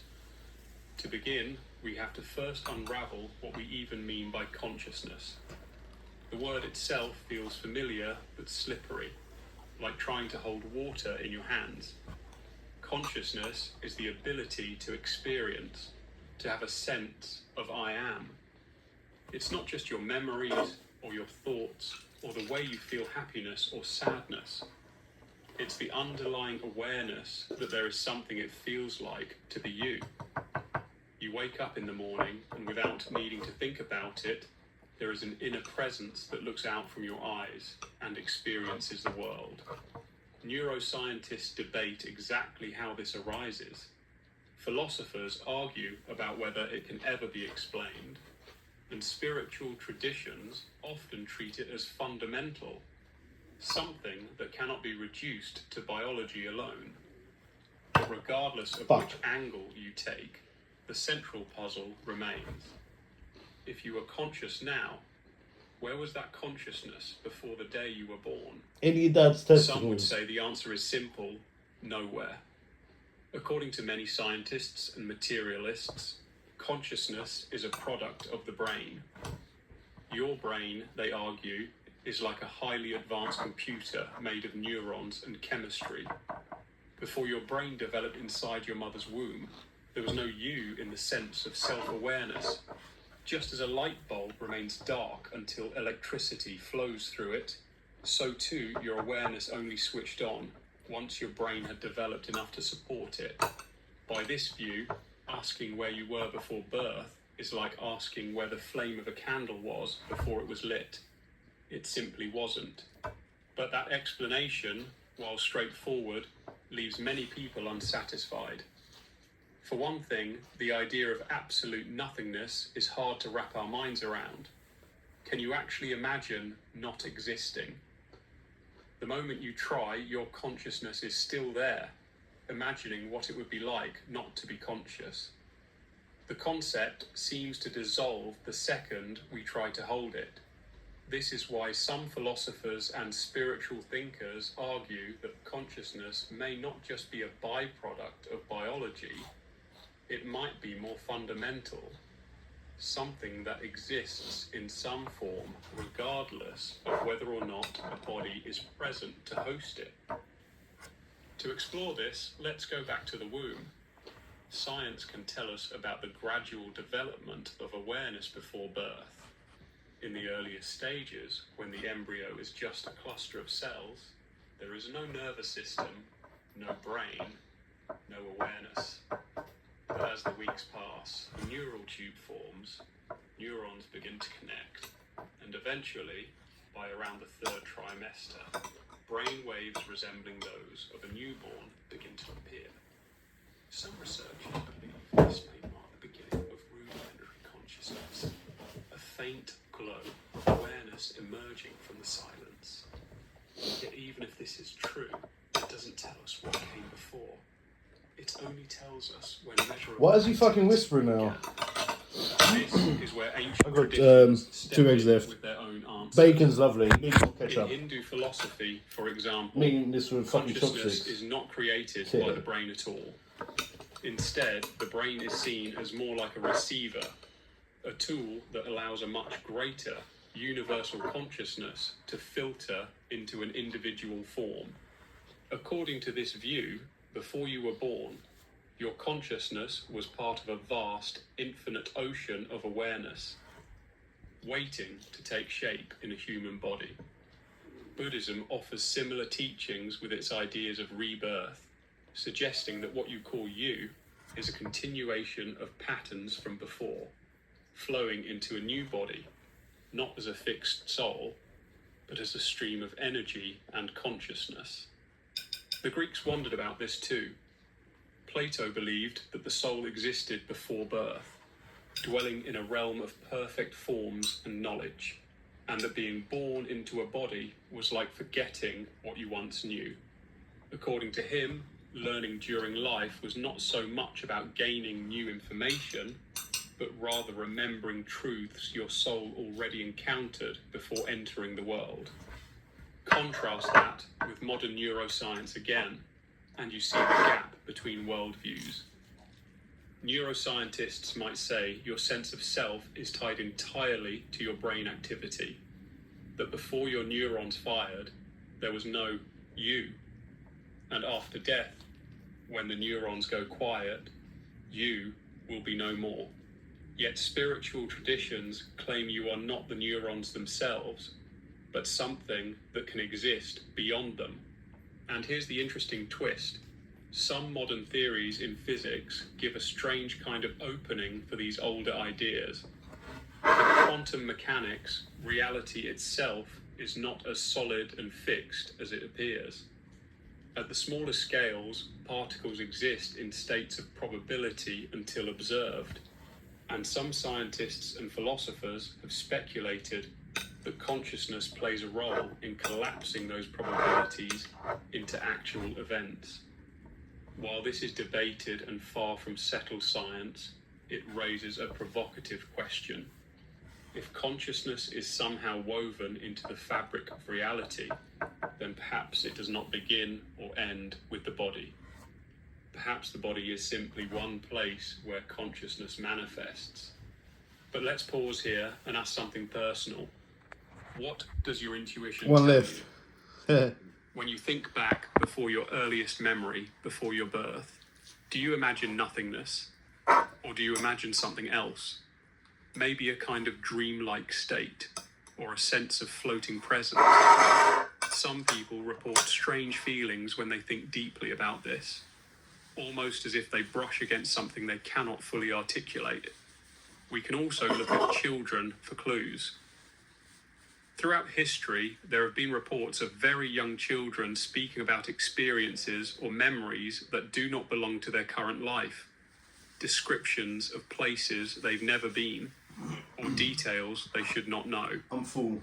These cases are rare and controversial, but they have fueled research into reincarnation.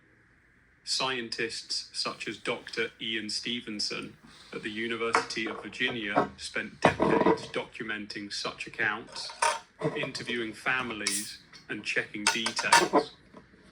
While many remain skeptical, the consistency of some of these reports suggests that the mystery of consciousness before birth might be deeper than we assume. Another way to approach this is through the lens of biology. Every human being carries genetic material passed down through countless generations. Oh shit. Before you were born, parts of you quite literally existed in the form of DNA. Really? A molecular script billions of years old. Your eyes, your hair, your physical features, all of these were written long before you ever opened your eyes. But DNA doesn't just carry physical traits.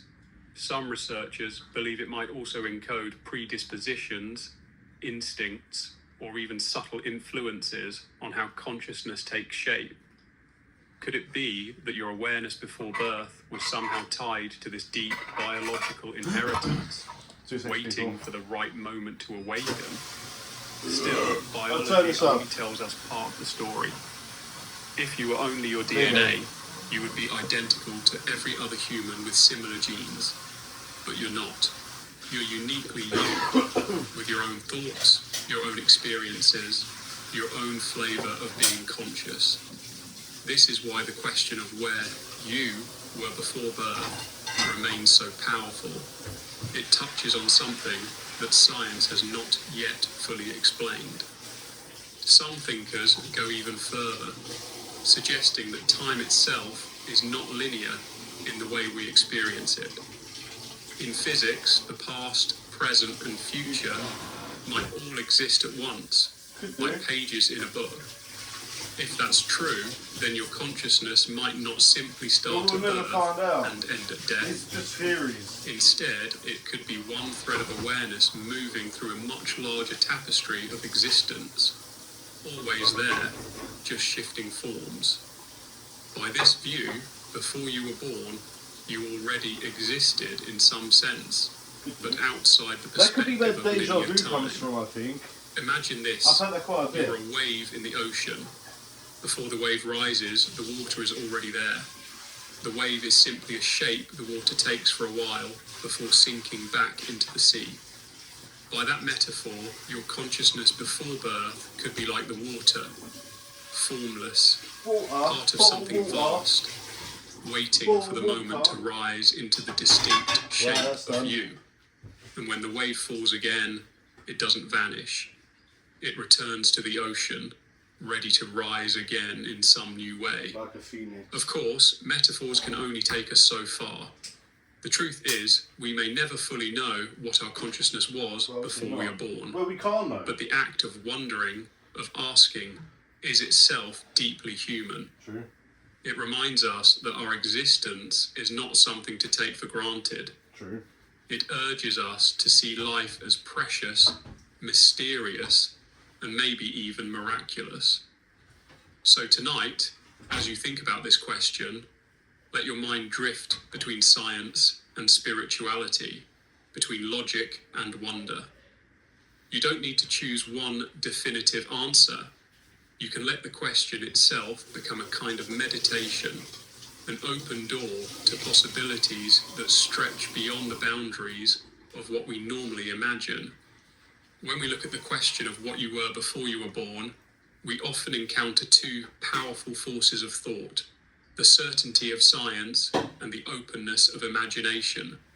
Science urges us to rely on observable data, measurable facts, and testable theories. Did you say testicle? Imagination, however, allows us to wander beyond the limits of proof into possibilities that science hasn't yet caught up to, or maybe never will. It probably will. To truly explore this question, we need both.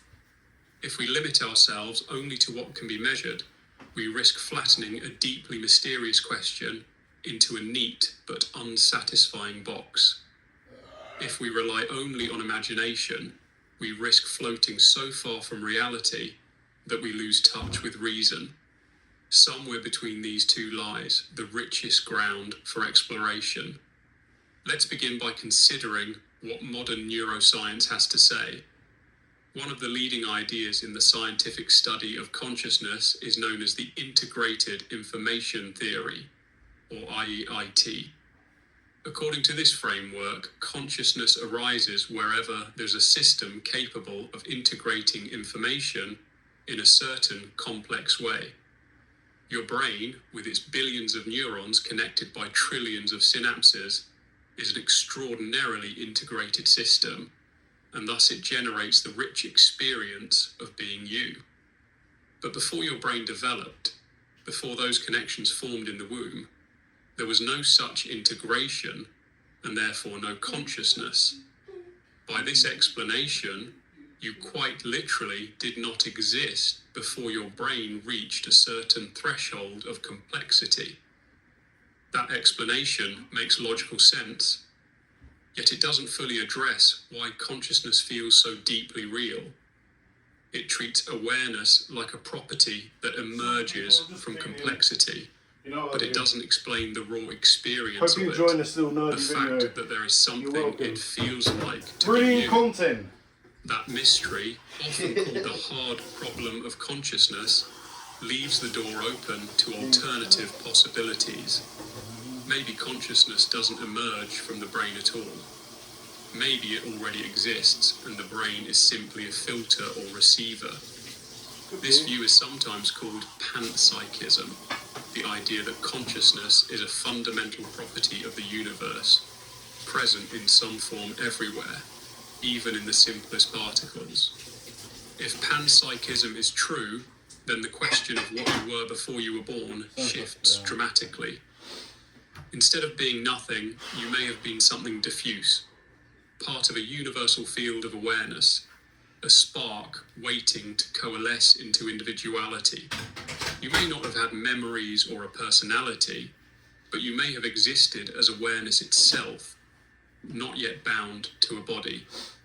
Think of a radio signal that's always present, filling the air, even before a radio is turned on to receive it. When your brain developed, it tuned into that frequency, giving rise to the sense of self you experience now. Right, I need a cigarette. This idea might sound abstract, but consider this. It's okay, I'm sorry if you were getting into that. You probably, no one's probably even going to fucking make it as far as the video. But I'll put that back on for you when I have a shower. I need to go down for a cigarette. Nice smoke.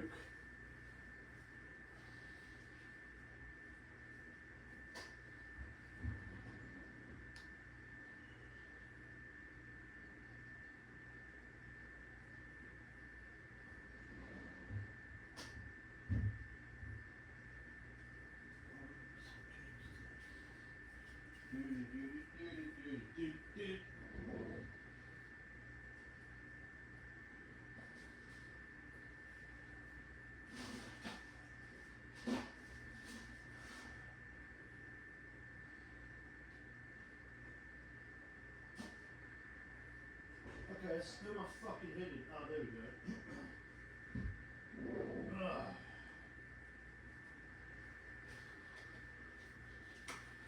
I have to put my jacket on. I have to put my jacket on because it's getting kind of cold. My bad. Bacon, egg, Coke bar. I think if I don't fuck this up and accidentally push the volume button, behind the scene people, this sort of shit happens. Sure, this happens.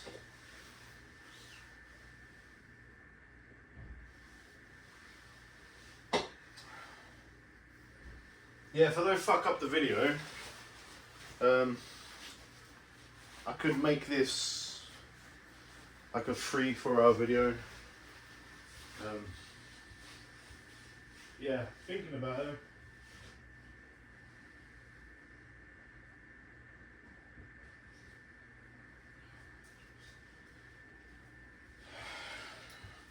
I just feel like doing like an hour video, it goes so quick, especially with amazing content like this. I know everyone's fucking enjoying.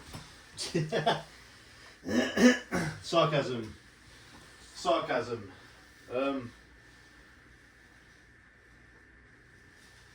I mean, it could be true. People could actually be enjoying this shit. I kind of enjoy it. And I'm fucking the one doing this. I'm the one who has to fucking, you know, come up with an amazing title and wait half an hour to hit upload. So I've reached, I've passed. And yes, I do change my fucking socks, okay? These are clean. I have loads. I got from Temu. Shut the fuck up. Hold on. Still haven't heard back from YouTube, yeah? YouTube.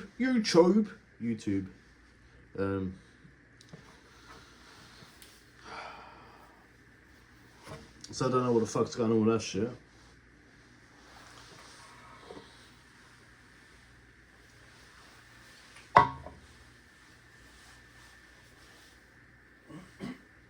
It's actually a really nice breeze. I've not gone for the raisins, I've gone for the originals that I love.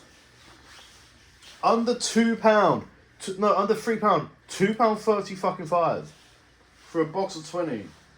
Try and get these in the West for that fucking price. You can't.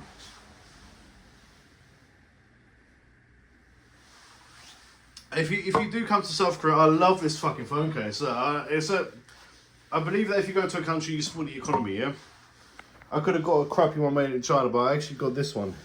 It's made in Korea, so it's proper good fucking quality. Yeah, I really like that. I really like this iPhone. I'm starting to get used to it. It's just fucking, look how big it is though. It's not fucking small, you know. I don't give a shit if you saw my bad hair. I haven't showered yet, so yeah, don't be a dickhead, yeah. Fucking insult my bed hair. But I tell you what, when I actually when I come back to South Korea, I'm not picking my hair because I want to get my hair done, redone. It's not bad. I've seen worse. But I'm not gonna pick it anymore. I will not pick it anymore.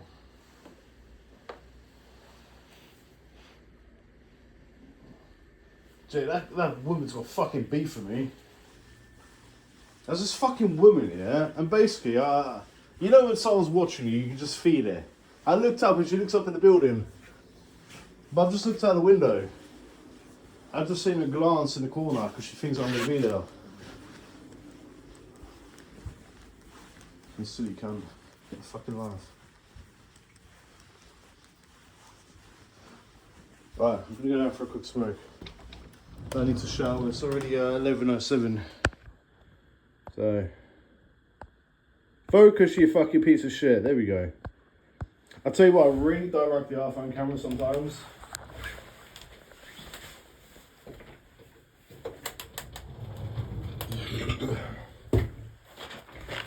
I'm gonna regret eating that, and I'm gonna regret having an energy drink in the can of Coke, because I'm gonna get heartburn. I fucking know.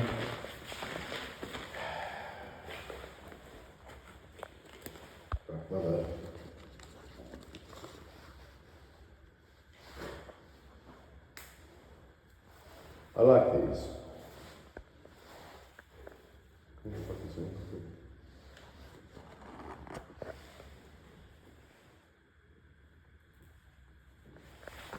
Fuck the first.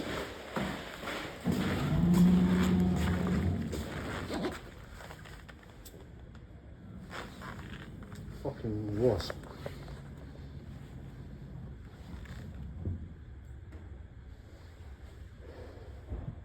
This is the first video that you've seen of me. I'm kind of cursed. I have really bad anxiety. Yeah. Funny that I'm in South Korea, but I have anxiety. Yeah, I know. It's fucking difficult getting it, man. I like a really bad nervous breakdown. I cried in the corner in the toilet. I sat in the toilet in Heathrow, and yeah, it made people feel very uncomfortable. I wasn't crying because I'm scared. It was just a panic attack. My emotions were everywhere. Like I was really freaking out, so I had to call my mum. I'm not embarrassed by that. My mum's been there when I first started getting mental health problems. Like she's been my rock for almost like 20 years almost. So she's always been my fucking rock. And she's my queen, and I fucking adore that woman, and I love her to pieces. And as a 34-year-old man, I still need my mum. I don't give a fuck. She's my mum, for fuck's sake. Me and her, we have a really good bond. We've only had 2 arguments, and that's when I was a teenager. But apart from that, we've been cool, you know. I love my mum a lot. I think every man needs their mum.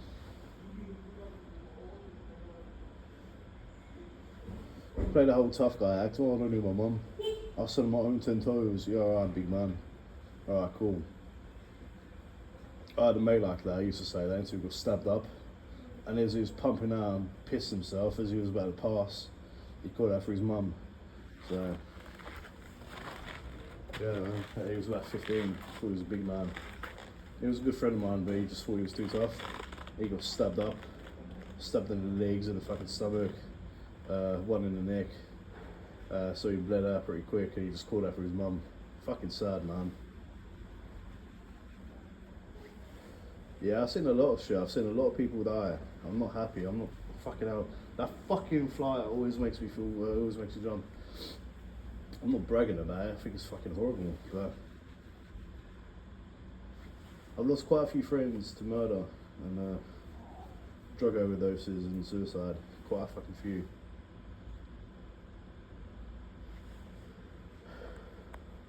It's fucked up, man. It's fucked up how a life can just be snuffed out, boom.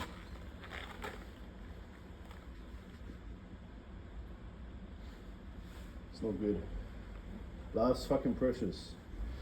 You get these stupid fuckers who go, oh, I'm having such a bad day. My phone died halfway through work.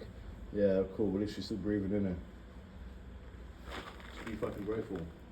I try not to, like, if I'm having a really bad day, sometimes it gets to me, and sometimes I do think about doing stupid shit to myself. But I kind of talk myself out of it. I'm having a bad day. That's it. Tomorrow's gonna be better. So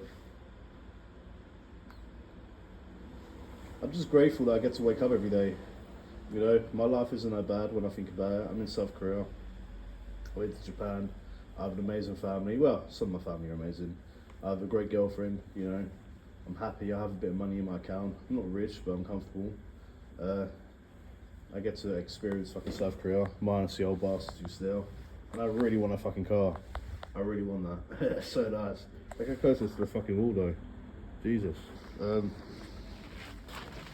yeah. Just count yourself fucking kind of blessings and shit in life. No one gets that opportunity, you know. Not everyone gets a second chance in life. 등록되지 않은 비밀번호입니다. You're good if I put the fucking code in properly, wouldn't I? 인증되었습니다. There we go. Yeah, I'm gonna go and have a shower. You can listen to them talk again. I don't know if you're into that shit. Yeah, if you, I know you won't, so it's really pointless to be saying it. But drop a comment in drop a comment in the comment box, obviously. If you like listening to this kind of shit, I do. It's pretty interesting. Makes you wonder. But the reality is, no one actually knows. It's like religion. It's just word of mouth. You follow suit, you do as your mum does, she does as her mum does, as her mum did, shit like that, you know. It's just more to do with belief and faith.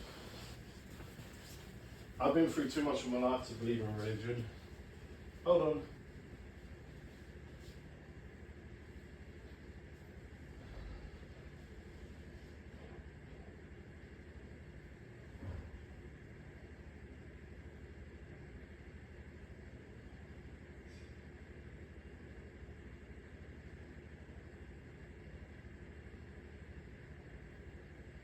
Yeah, I've been through too much of my life to follow any religion. I'll repeat that in case you didn't hear. I've been through too much of my life to follow any religion. Like, I've been through some really bad shit. But you could counter that with, well, if you've been through a lot in your life, a lot of bad shit, shouldn't that prove that there's a higher being out there that's looking out for you because you're still here? You could say that. You could be right, but I don't feel anything. I don't feel like there's anything out there. I never have.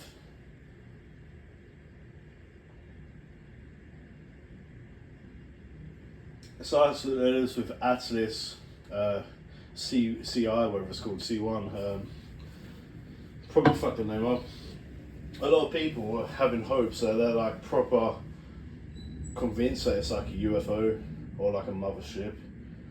It's just a fucking rock. I mean, it could be. I mean, look how big our fucking universe is. They say it goes on forever, but we don't know that. It could have an ending.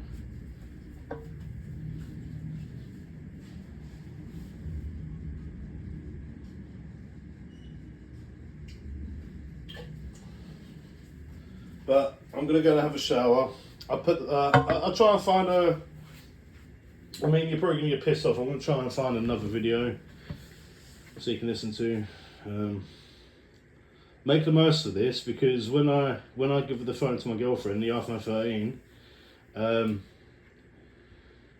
yeah, you won't get this brilliant content, you know. Let's go for parallel worlds. What if you've already slipped into a parallel universe without realizing it? I mean, I enjoy listening to shit like that. The channel is called well, there's quite a few channels. You got Sleep Space, Can Consciousness Exist Without the Body, Sleep on Science, The Dark Forest Theory. I get the theory, but at the same time, I think the way we kind of imagine UFOs to be, and aliens is just a human thing, because the aliens are very similar to humans. They could be beyond our imagination. They could look like something that we never even fucking thought of. We can't imagine. They may not even think like us. they may not even, I don't know. It's like that fucking disc that they launched into space, the fucking gold disc with everything on. They ain't gonna know what the fuck that is. They ain't gonna be able to. It's a human thing. It's how we communicate. They may not be able to. If there is someone out there, something out there, they may not even have the intelligence like as we do. They may have like a completely different intelligence that is beyond their fucking imagination. You know. I don't know, but you can listen to what if you've already slipped into a parallel universe without realizing.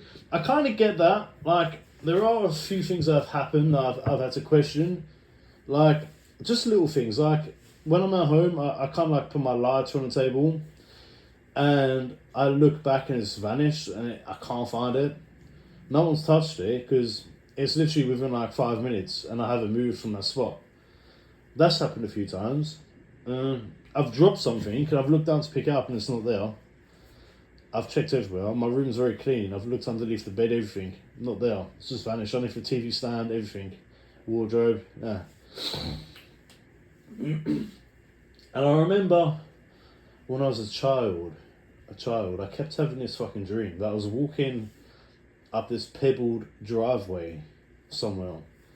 And it was a sunny day, and I was walking into this house, back of a house. But I wasn't walking into it, I was walking towards it.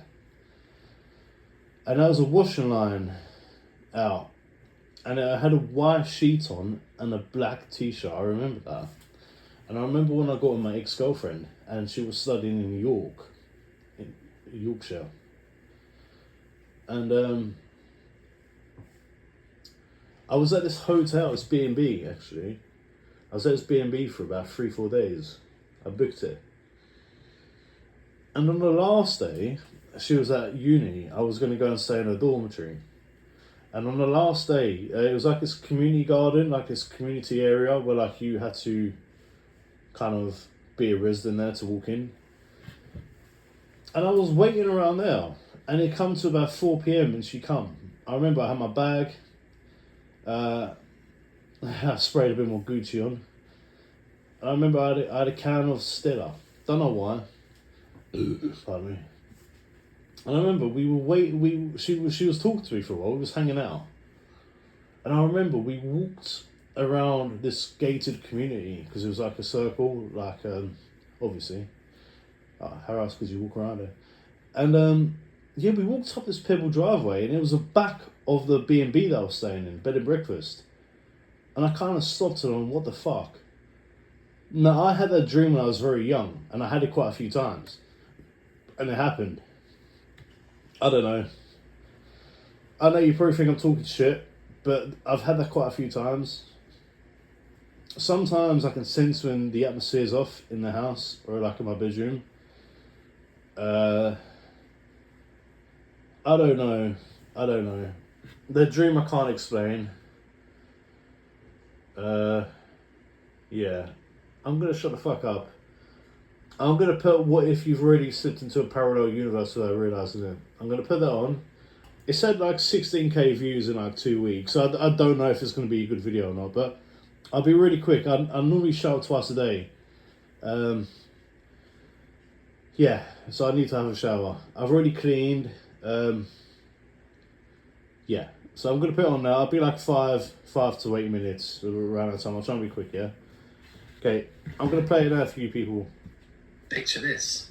I'll turn Right it now, down. as you're listening to these words, there might be The countless iPhone other 17 is versions pretty fucking living loud. slightly different lives. I'll be One back. version Enjoy. chose tea instead of coffee this morning. Another took a different route to work.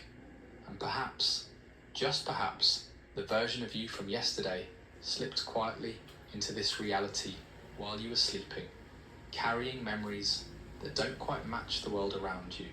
What if the life you're living isn't the one you started with? Welcome back to another gentle exploration of the mysteries that surround us. I'm here to guide you through one of the most fascinating questions at the intersection of science and human experience. Tonight, we're drifting into the possibility that reality might be far more fluid than we imagine, and that consciousness itself might be quietly navigating between worlds without our awareness. As always, this is meant to be a calming journey through complex ideas, so feel free to settle in wherever you are.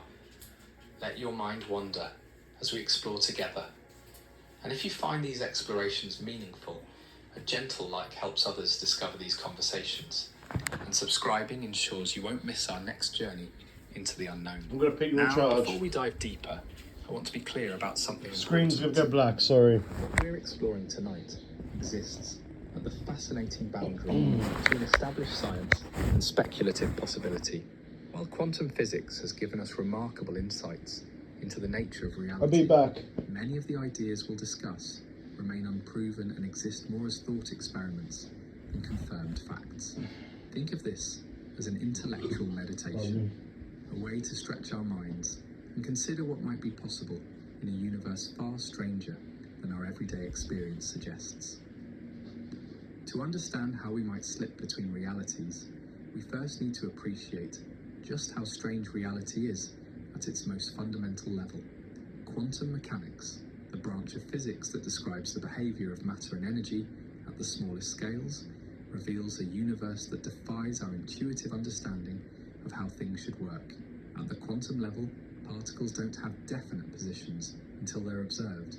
They exist in what physicists call superposition, simultaneously occupying multiple states at once. It's as if a coin could be both heads and tails until the moment you look at it. This isn't just a limitation of our measuring instruments. It appears to be a fundamental feature of reality itself.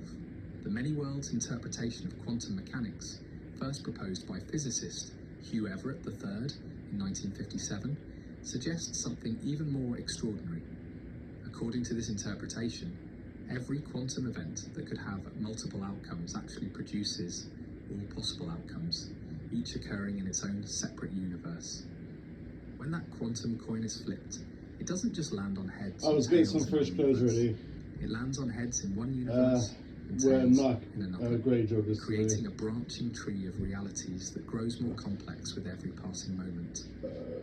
Now, this interpretation remains highly speculative, and there's no scientific consensus on whether it reflects actual reality. But if it's true, the implications are staggering. It would mean that reality is constantly splitting, creating new universes with every quantum interaction. And quantum interactions happen everywhere, all the time, trillions upon trillions of times per second in every atom of your body. Some interpretations suggest that consciousness might play a special role in this quantum dance. While most physicists agree that conscious observation isn't necessary for quantum effects to occur, there are theories like cubism or quantum Bayesianism that propose an observer's beliefs about a quantum system could influence the outcomes they observe. This remains a fringe idea in physics, but it opens fascinating questions about the relationship between mind and reality. Take a moment to consider this. As you listen to these words, quantum events are occurring in your brain, in the device you're using, in the air around you.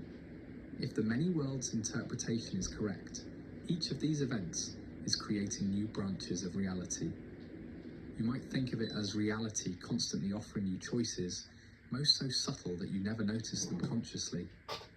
One One of the most intriguing pieces of evidence that something unusual might be happening with our reality comes from a phenomenon known as the Mandela effect, named after the widespread false memory that Nelson Mandela died in prison in the 1980s rather than in 2013. This effect describes situations He was where a large groups terrorist. of I'm people gonna have a shower. share identical false Sorry. memories about historical facts, product names, or cultural details. The classic example that seems to disturb people most is the children's book series about a I was family just of getting bears. some clothes ready. Many people distinctly remember them I'll being shut up. called the Berenstain Bears, spelled with an E.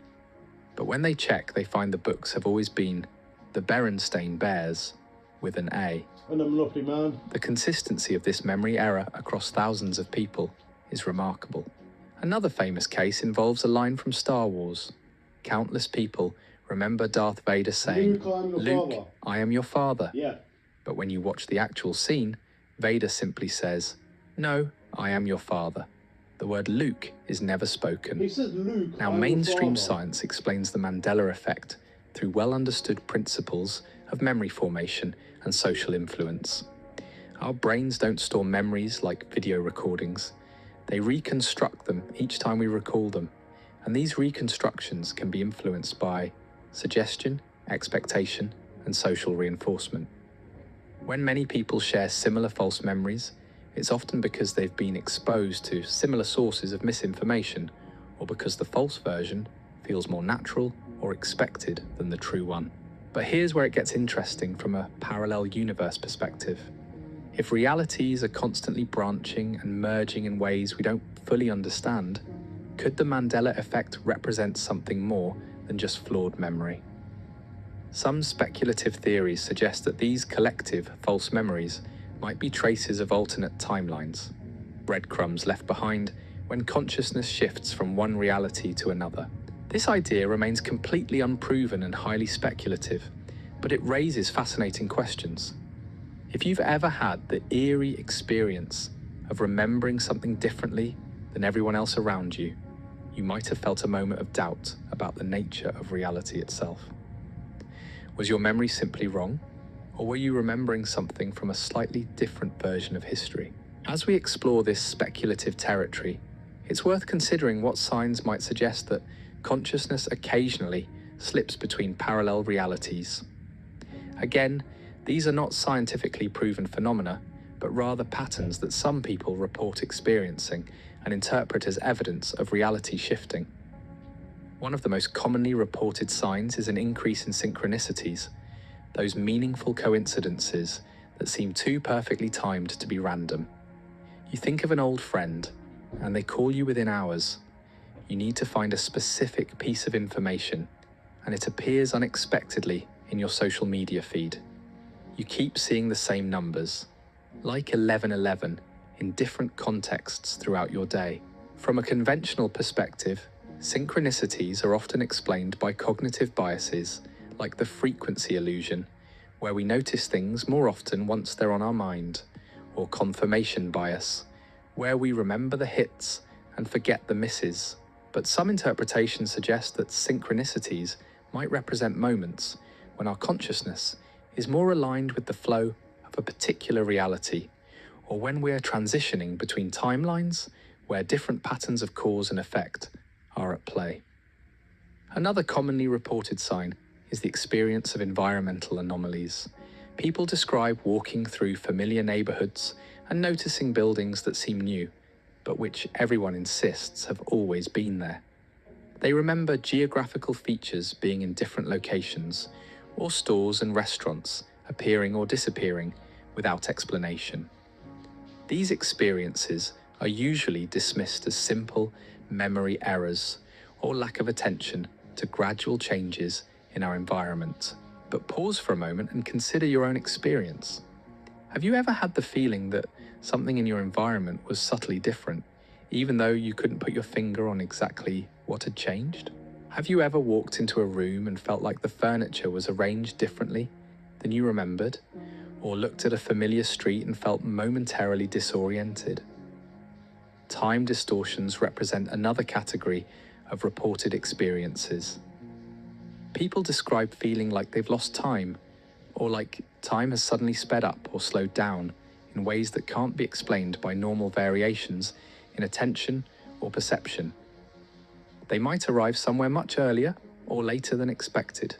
Despite following their usual routine, they might feel like a conversation lasted much longer or shorter than the clock suggests. These temporal anomalies might have conventional explanations related to attention, stress, or neurological factors, but they could also, speculatively speaking, represent moments when consciousness briefly exists in a different timeline with a slightly different temporal flow. To understand how consciousness might navigate between realities, we need to consider what consciousness actually is. This remains one of the deepest mysteries in science. Despite decades of research, we still don't have a complete understanding of how subjective experience arises from the physical processes in our brains. Recent research has begun exploring potential connections between consciousness and quantum mechanics. Some scientists have proposed that consciousness might involve quantum processes in the brain, particularly in structures called microtubules within neurons.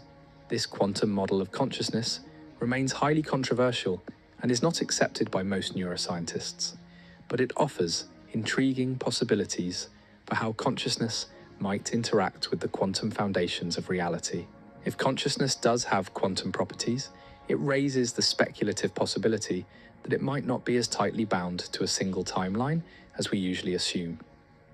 Perhaps consciousness, being a quantum phenomenon, naturally exists in a state of superposition across multiple realities, and what we experience as a single coherent reality is actually the result of consciousness navigating between slightly different timelines. This is purely speculative, but consider the implications. If your consciousness is subtly quantum in nature, it might occasionally find itself more aligned with one timeline than another. The version of you that went to sleep last night might have woken up this morning in a reality that's 99.9% identical to the one you fell asleep in, but with tiny differences that you might never consciously notice. Dreams might play a role in this process. Many people report having vivid dreams that feel different from normal dreams. Dreams that seem to depict alternative versions of their lives where they made different choices or where events unfolded differently. While conventional psychology explains such dreams as the brain processing memories and exploring hypothetical scenarios, some interpretations suggest they might represent glimpses into parallel timelines where other versions of yourself are living different lives. As you reflect on your own dream experiences, have you ever had dreams that felt unusually real or significant? Dreams where you were living a life that felt completely authentic but was different from your waking life. Dreams that left you with a lingering sense that you had been somewhere else, living as someone else, even if that someone else was still recognizably you. The idea that consciousness might naturally navigate between realities could also explain some of the sudden personality shifts or changes in preferences that people sometimes experience. You might wake up one day with a different taste in music, a new perspective on a relationship, or a sudden interest in a hobby you'd never considered before. Conventionally, we might attribute these changes to normal psychological development or unconscious processing of experiences. But could they sometimes represent moments when your consciousness has aligned more closely with a version of yourself from a slightly different timeline? To understand how parallel realities might exist and interact, we need to explore one of the most fascinating theories in modern cosmology: the idea of bubble universes. According to cosmic inflation theory, the rapid expansion that occurred in the first fraction of a second after the Big Bang didn't happen uniformly throughout space. Instead, it created a vast landscape of bubble universes, each with potentially different physical laws and...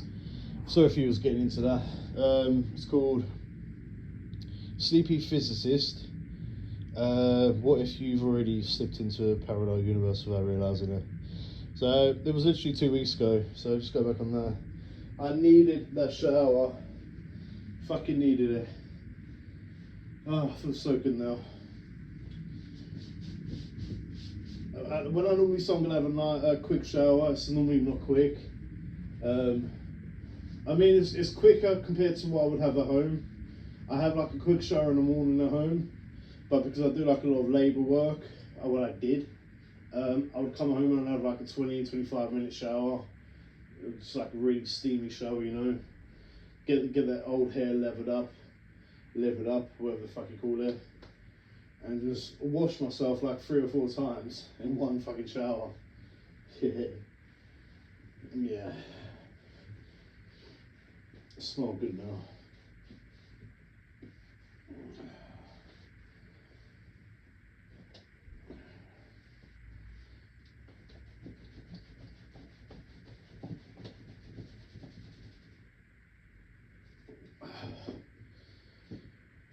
I was meant to get some hairspray last night, but because I was in such a fucking rush because my girlfriend was going to wake up at 10.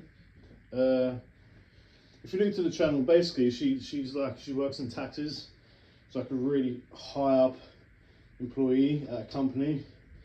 She makes a lot of bread, money. But because she's putting the 2 girls through private education, she's spending about £6,000 a month. So she started a part-time job, just like working in the store,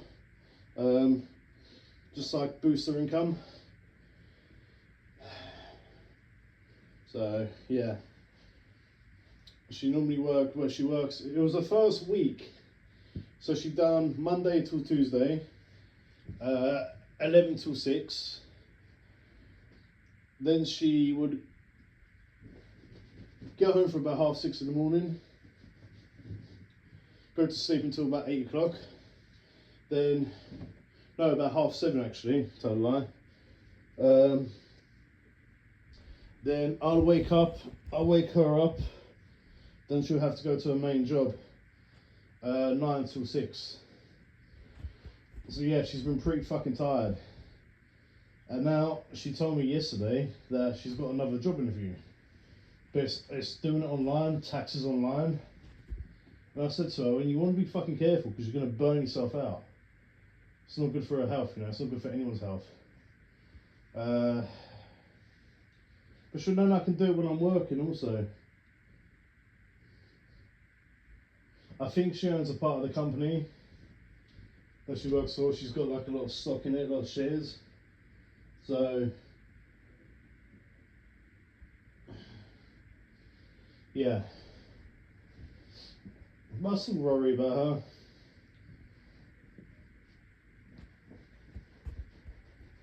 I'm a bit gutted.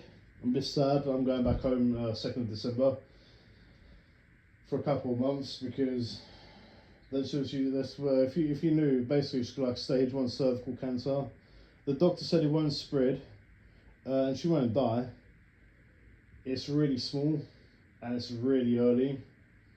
So she's got to go, she's been taking probiotics, injecting it into herself. Well, I've been doing it for her. And she takes like these little, they look like rabbit droppings, but it's like 20 little herbal tablets that she takes also in the mornings.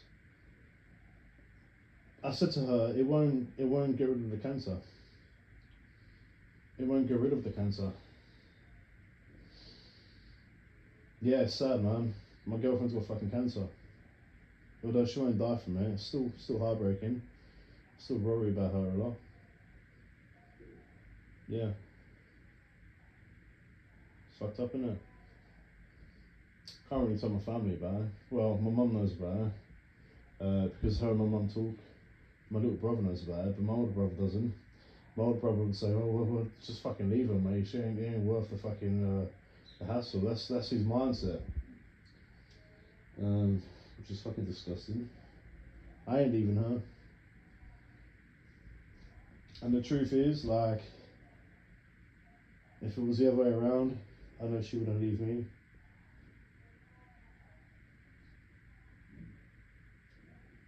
So, I'm not a cunt. I'm not a horrible person. I will not. Like, it's not her fucking fault, is it? Like, I would only leave her if she started mentally and physically abusing. Well, physically abusing me, like the mental warfare got really bad, or if she cheated on me. Yeah. But I won't leave her because she's got cancer. I mean, she found out like it's been about a month now. She found out properly a couple of days after I come over.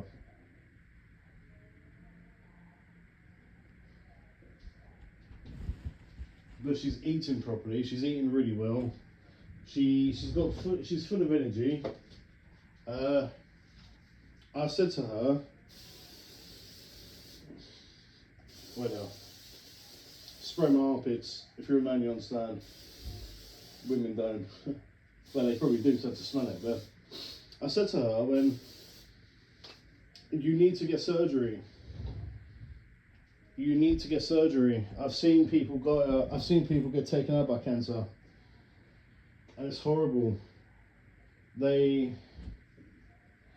One of my aunties, she died of cancer, and she went from like being a good weight, full of life. She used to do a lot of biking and hiking. She lived in the north of England. Really lovely lady, full of life, full of colour in her face, you know.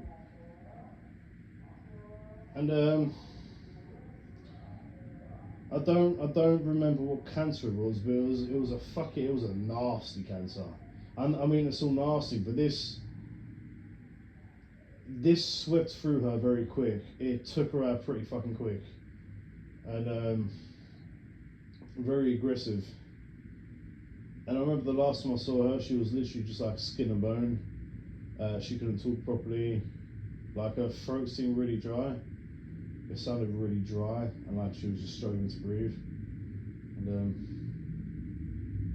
yeah, fucking horrible, man. Fucking horrible. You're born with cancer though, aren't you? Apparently cancer is like a rogue cell. They're like rogue cells. Unstoppable rebel force. Meet the parents. Yeah, so I'm not going to leave my girlfriend because she's got that. It's not her fault. If you're new to the channel, basically, her ex-boyfriend, years ago, cheated on her and she didn't realise. And obviously, when you're with someone, you have sex. So she got like an infection from it. And basically, cervical cancer, the main cause is through infection from sex if your partner's been sleeping around. And if your body can't fight the infection off properly and it can't fully kill the infection, it can turn into cervical cancer over a course of years. It's not something that happens very quick. So it isn't like a genetical thing. It's not a genetic thing most of the time. I mean, yeah. So once because they're gonna laser it off, and she's just worried about it. She can't have kids, and I looked it up, and yeah, you can still have kids because the whole cervix ain't going. It's just like a little bit, you know. It's just gonna be a little bit tougher to have kids.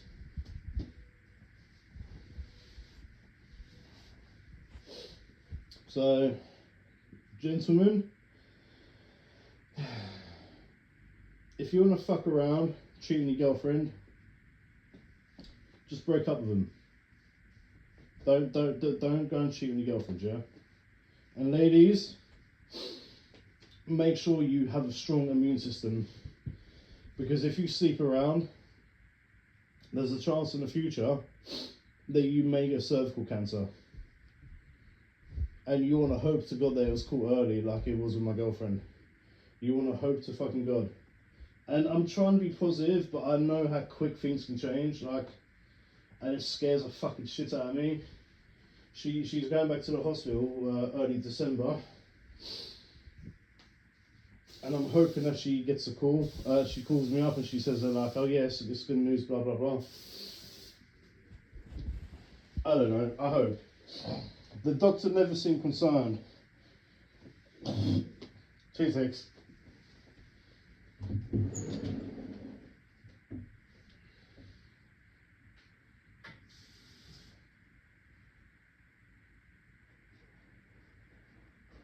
Yeah, her doctor never didn't seem too concerned about it. Apparently, it will not spread.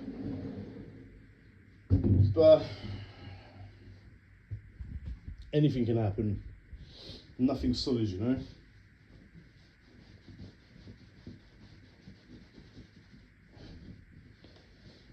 And she annoys the fucking shit out of me. She annoys the fucking shit out of me. And I do her. But I've known her for so long. I've known her for like, it'd be 4 years coming up.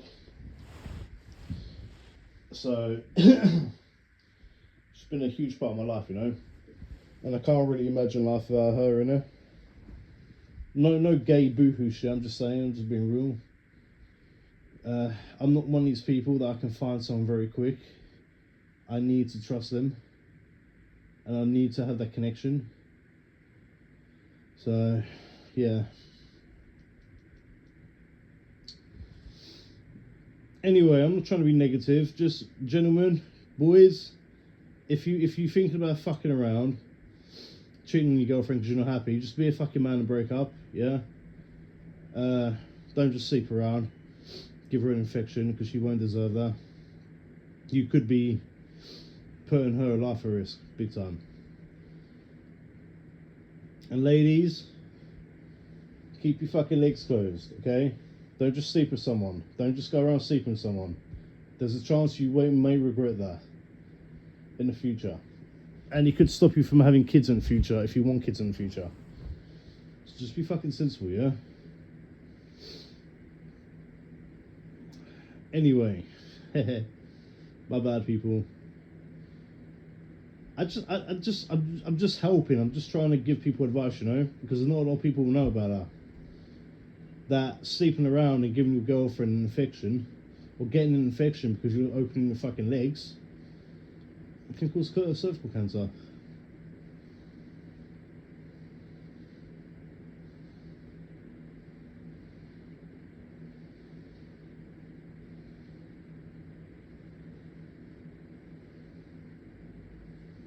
Oh, what the fuck? I do this thing. I normally go on Facebook. I'm horny now. Tomorrow can't get here soon enough.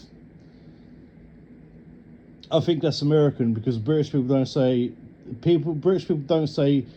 tomorrow can't get here enough. Right. I hope you like garlic. I hope you love garlic. I do love garlic. What you making? Well, I've been eating garlic a lot, and I can smell it when I sweat and when I urinate. So I think my vagina is going to taste like garlic. The fuck?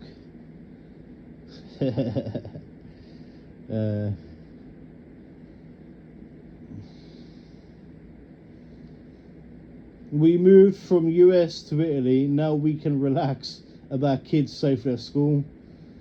Lenny, our generation never had any slaves or cotton pickers. We owe you jack shit, mate.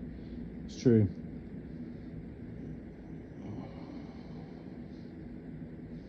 How is he sparking controversy? Do you know what? Well fucking played. Good lad. If you watch UFC, Paddy Pimblett sparks controversy saying he will not take part in UFC Pride Night. Good man. Good fucking man.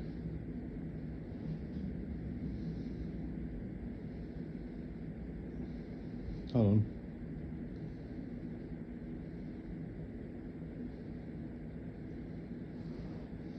AI is getting so fucking good.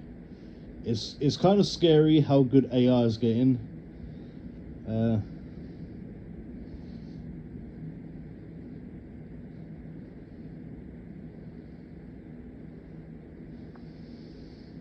Yeah, YouTube is down. World's largest video platform crashes as hundreds of thousands of users report outage. No, that was 3 hours ago. It needed an update. I tried going onto YouTube to play my videos to kind of see if I said anything too bad and see how dodgy I sound. Sometimes I sound good, sometimes I don't. And it kept saying, it kept coming up with a black screen. I can't remember what the fuck it said.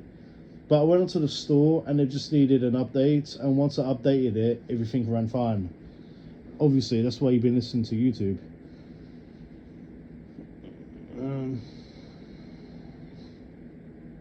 Yeah.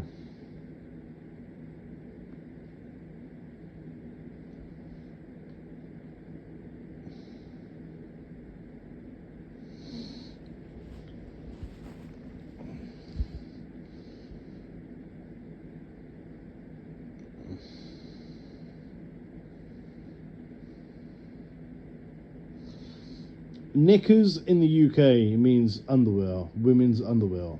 I don't say knickers, I say panties or underwear. Brought the wife. I brought the wife a pair of crotchless knickers for Halloween. There's nothing sexual in it, just that she'll get a better grip on her broomstick. For fuck's sake.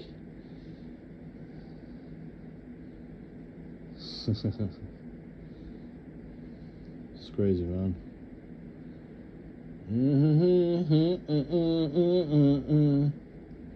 Do do do do do do do do do do do do do do do do do.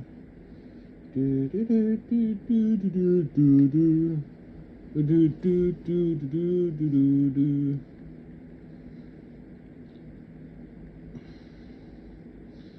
If you don't know what that song is, it's called it's by the Goo Goo Dolls, Iris. I love that song. It's like one of my favourite songs going. Iris, Go Go Dolls. G-O-O. G-O-O Dolls, Iris. I can't, like, I listen to a lot of drill, like UK drill and shit like that, but I can't get into modern day fucking music. I miss the early 2000s, like Avril Lavigne, Nickelback. I used to listen to a lot of Slipknot, Sum 41, shit like that. Nelly Furtado,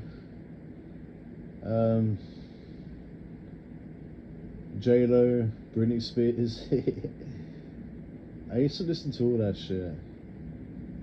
Sean Paul. That's too fucking many. I can't get into today's music. I can't. It's just about fat women shaking their fat arseholes, right? And fucking talking about stupid breakups. I'm talking about fucking Taylor Swift. You know, the girl that purposely gets with someone, purposely breaks up so she can write about her being a victim. Stupid bitch. Can't stand that woman. I can't get into today's music. I tried. There's a few that I like. James T.W. I like him. Like George Ezra. He's really good. The Kooks. I can't get into today's music. And I'm starting to appreciate the older music. Like the 80s. I can't, yeah, I've tried. Like, my girlfriend, she listens to K-pop. It's so fucking shit. K-pop is so shit. I've listened to so much K-pop, and it's just crap. It's so fucking crap.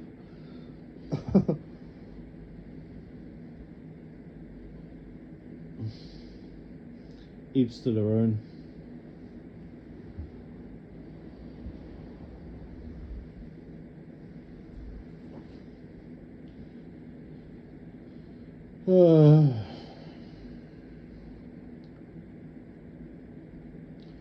The pilot turns airports into dance floors and the internet can't get enough.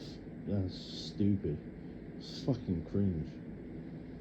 If I had a company and my employees were fucking doing TikTok videos dancing, then get the fuck out, you're fired. You're here to fucking learn. You're here to work. I'm not paying you to fucking look like an idiot online. Stop fucking dancing my floors, okay? I got a headache and all I can hear is fucking basketball squeaks, right? Put the fucking phone away. It's your last fucking warning. Keep pissing about, you're fired. That's just me.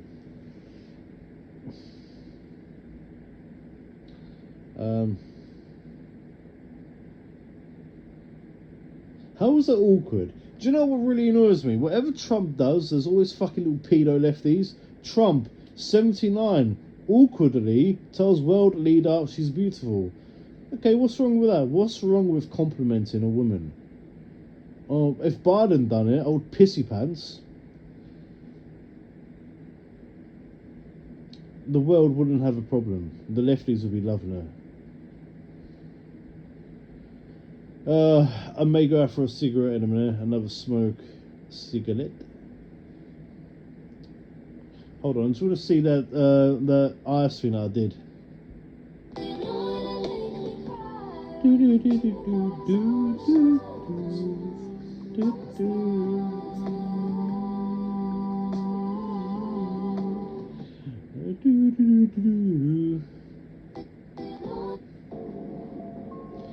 That little kitten, a mother's love, my short. So beautiful, man. I love that. It makes you realize how precious and how that's real love, yeah. That's real fucking love, though.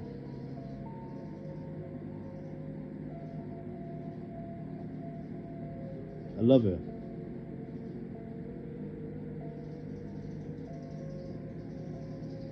I really fucking love it. Hello, man. Look after a baby, you know? Looking after a fucking baby. It's the most important thing in her fucking life right now. She'll die for that little kitten. It's beautiful, isn't it?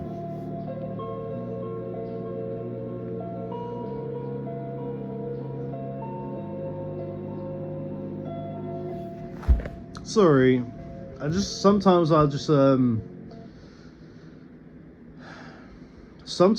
that shit gets me emotional in a way. I'm not gonna cry. It makes me realize that life's actually really fucking beautiful. It's so fucking pure, precious. And we're surrounded by love, we just don't fucking see it. Yeah.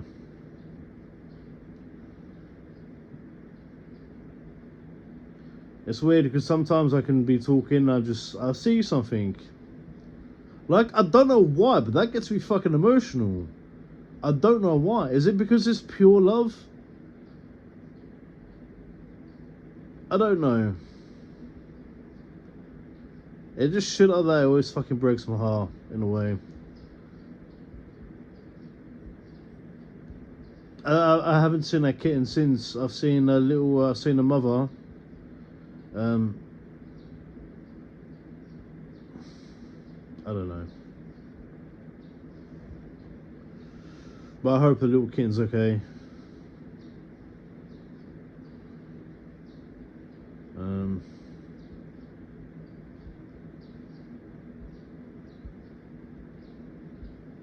Pretty fucking heartbreaking, man. I'm saying it's heartbreaking because the mother could get hit by a car and a little kitten. I don't think anyone knows that. She's had a kitten. I don't know. I just imagine a little kitten waiting, like where the mother's taking it, scared, and she's never gonna turn up. It's kind of fucking sad, really, you know. Hopefully that doesn't happen.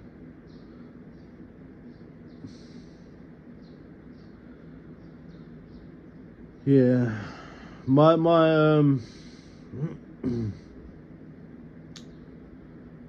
My videos can go from really happy to funny to kind of depressing. It's a roller coaster of emotion.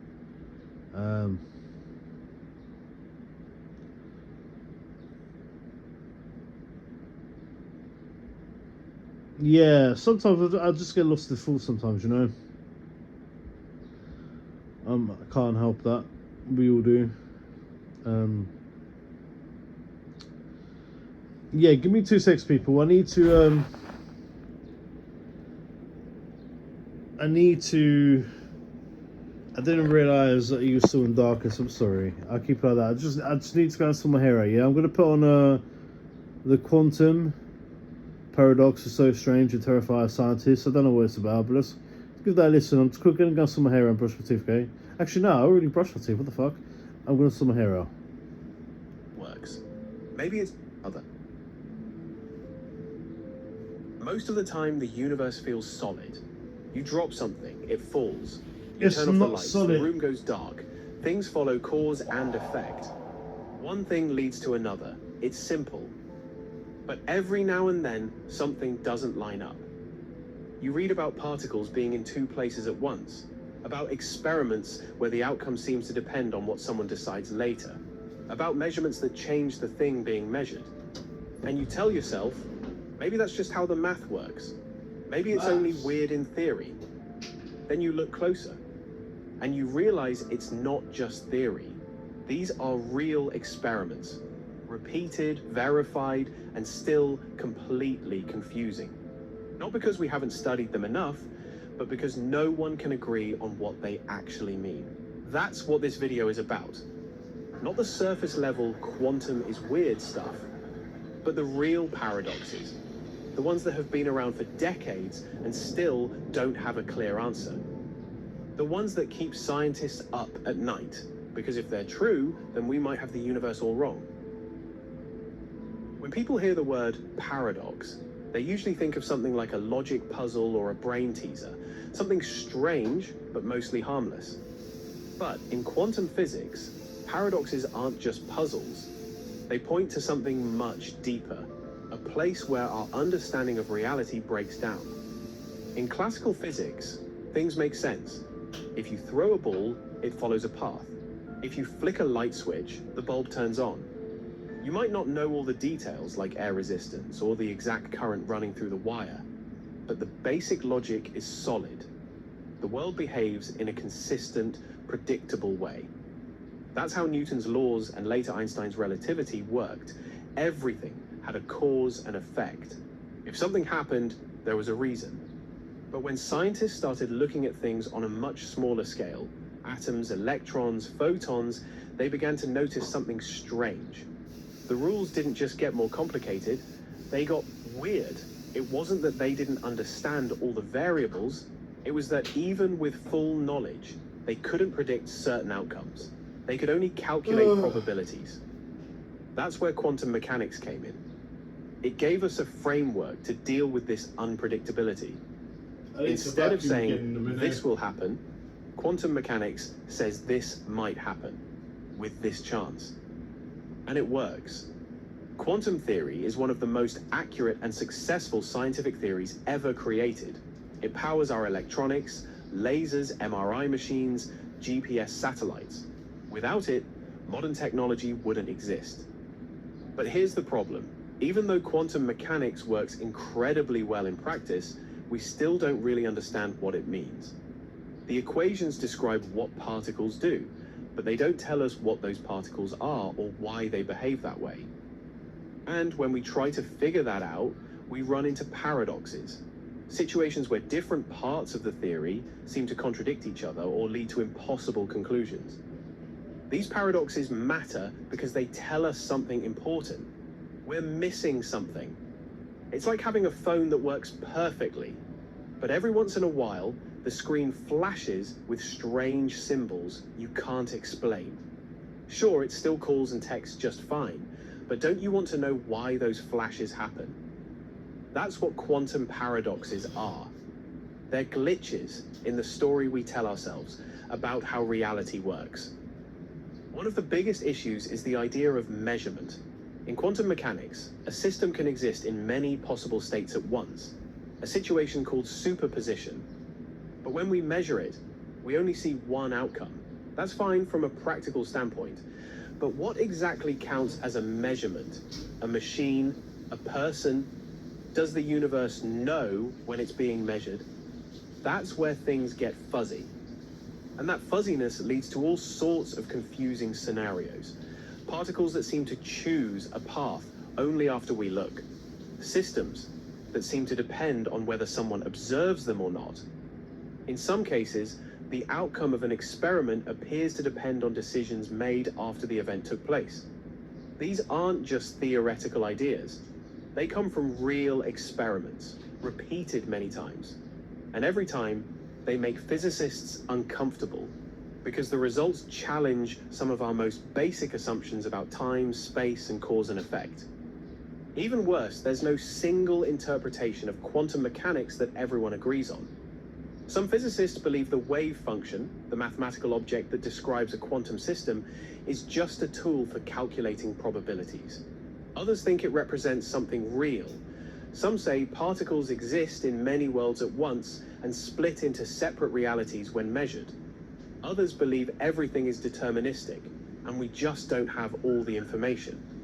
And still others think consciousness itself plays a role in collapsing possibilities into a single outcome. The giants of physics felt this discomfort keenly.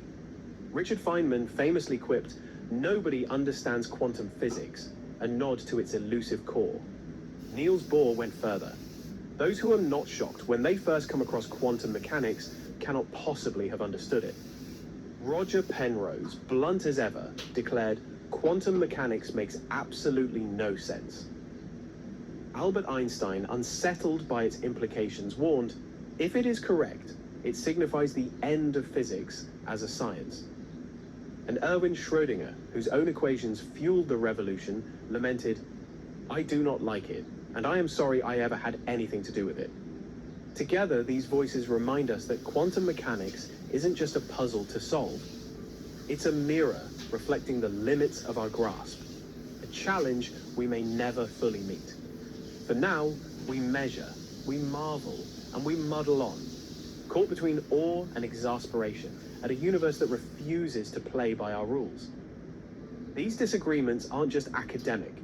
They reveal how little we really know about what's going on at the deepest level of nature. Quantum paradoxes force scientists to confront that uncomfortable fact. They're like cracks in a wall.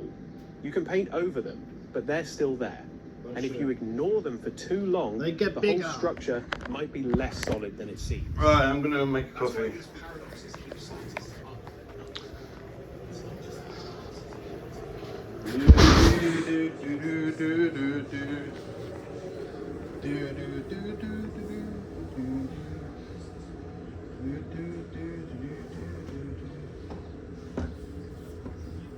I don't know. Oh shit. Fucking sensor thing. That mother chucker. Motherfucker. Hold on, people.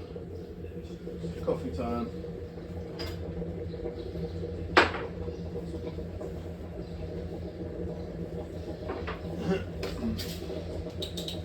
If you were thinking about giving up sugar, I recommend getting these. Really good. It tastes like, it just tastes really good in coffee or tea. Yeah, I would recommend them. My girlfriend, bless her, she goes to work and she basically just steals, well, she doesn't steal, fucking hundreds of Maxim.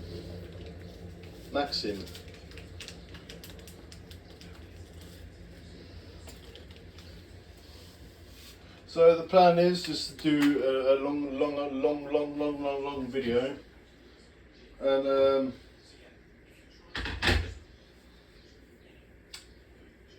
about 6, end the video, and put the phone on charge. I've got the power bank on charge because I need to go out today. I'm at a Gatsby hairspray, almost. So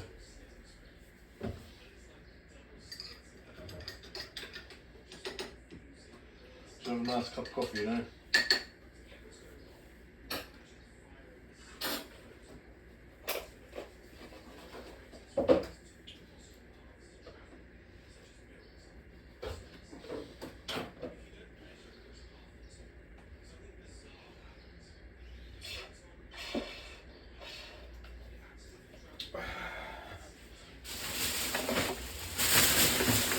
I love me some milk.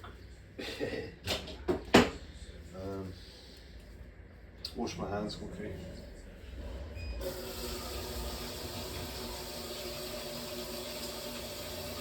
It's important to keep your hands clean, even though you already know that.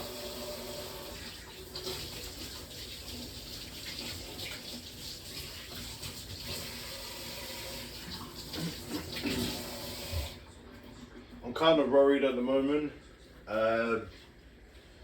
My girlfriend started having a little last night when she got home from work. I'm hoping that she's not getting sick. She's just she was just tired. That's what I'm hoping. I really don't want to get fucking sick. I had like a viral infection like 2 weeks ago and it's horrible. I coughed up like a massive ball of blood with phlegm. I had a lot of pressure on my chest, so I coughed that up and it went. But I really don't want to get sick. I believe that fresh air is really good. If you don't want to get sick, this is another reason. This is another reason why I go out for a walk. I need to vacuum again quickly. Based on whether the path information was erased or kept, two distinct patterns. Just one with interference, one without. bit of fluff on the floor. And I need to check, hopefully the power bank's actually charging. It was on 3%. Oh, it's on 32% now. Happy days.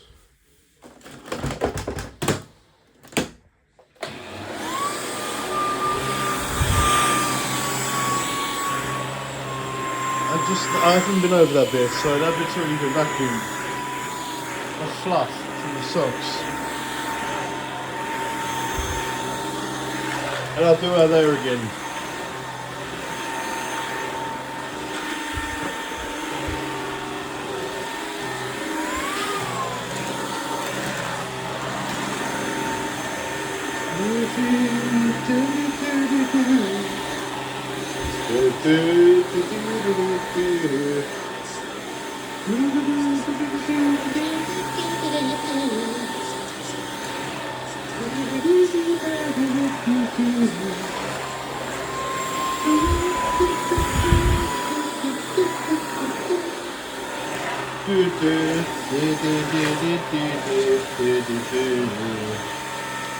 It's Lil Wayne, Misunderstood. Probably one of his greatest fucking tracks. Probably one of his best fucking tracks. Lil Wayne, Misunderstood. Fucking beautiful. That's a masterclass right there. Sorry, I was kind of yeah. So yeah, my bad. I really like that. He's a fucking genius.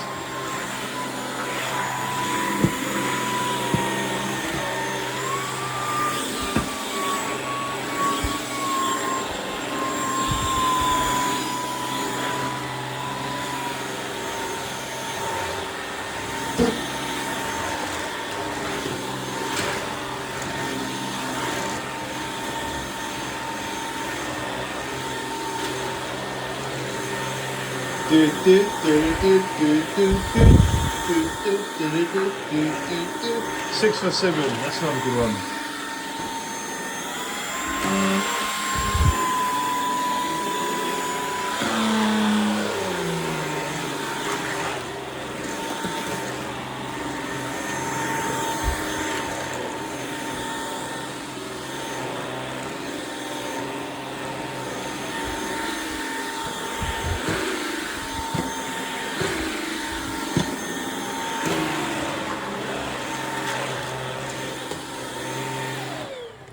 See, as much as I'm biased, I kind of prefer music from the UK.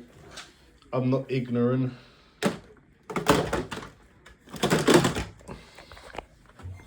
There are some tracks that you just can't help but fucking respect and appreciate because it's fucking genius. Like, I appreciate good music. I appreciate fucking lyrics. Lil Wayne, he's up there. One of the all-time greats. He's a fucking legend. Yeah, I like him. When I first heard him, I thought he was like a chipmunk, the way he spoke, the way he rapped.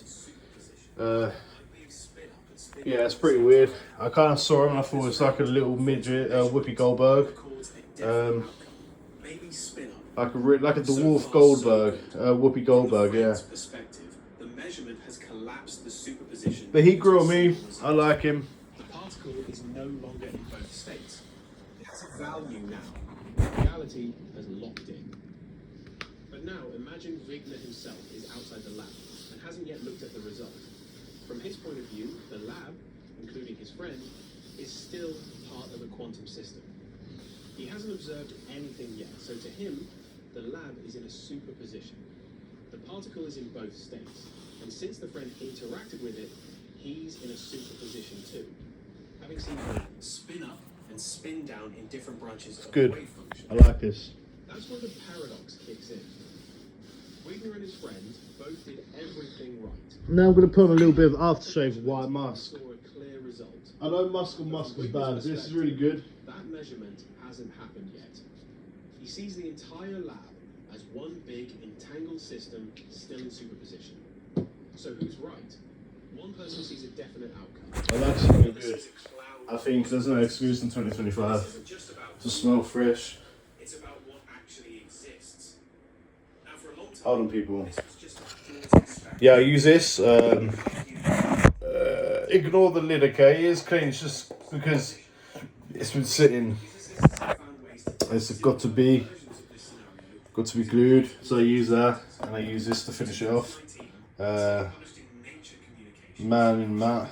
It's Gatsby. I think it's Gatsby. No, it isn't. It's Man in Matte. It's really good. It's a Korean product. I like it.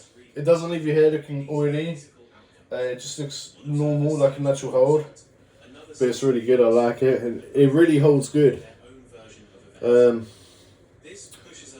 I like Gatsby, obviously. Just spray a little bit more on. This is a problem when you've got like a bad hairline. You kind of have to have your hair a certain way, and just make it look half decent.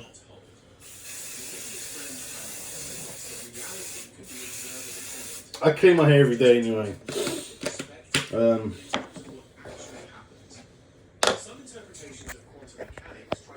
I mean, don't get me wrong, it's still going to damage my hair. Has their own version of the universe, a private branch of reality. That fits with the many worlds interpretation. Don't really have a choice at the moment. Happens, and each observer just I kind of need a low fade again. It makes my hair look good. It makes it look a lot better. one version of reality, and Wigner collapses into a different. They're both correct. Yeah, I They're do. different worlds, and they can't fully agree because they're no longer sharing the same reality. Other interpretations say that measurement isn't about collapsing the wave function at all. It's about updating information. Your knowledge of the system changes, but nothing physical actually collapses. This still leaves the door open for different observers to have different knowledge about the same system. But it doesn't fully solve the paradox, because at some point, those two observers You know what? I may buy another couple boxes of This is cigarettes. what makes Wagner's friend so disturbing. It asks whether reality is even real in the way we usually mean it. If two observers can experience different literally outcomes got- for the same event, then what does it mean to say something? I've literally got them. Can we really Plus, talk about objective full pack they evidence? are. We each locked in our own branch I of fancy Think about how this plays out. fancy beyond French the black. Imagine two people witnessing the same event, say a coin toss. One sees heads, the other sees tails, and both are correct in their own frame of reference. Because So yeah, I've still got not because almost full someone pack in there. misremembered, because reality itself splits depending on who's watching. So I've heard my little That stash. sounds like science fiction. pointless route forces us to consider that maybe. Yeah, just fuck it, maybe, people. Let's go for a cig. That's how the quantum world actually works. Let's go for a smoke, yeah? The scariest part is that we don't have a good way to resolve the paradox. There's no. The coffee's alright, it's growing on me now. It's not that physicists aren't smart enough. It's that the rules. See, I'm a pussy. I can't have black coffee. It gives me heartburn.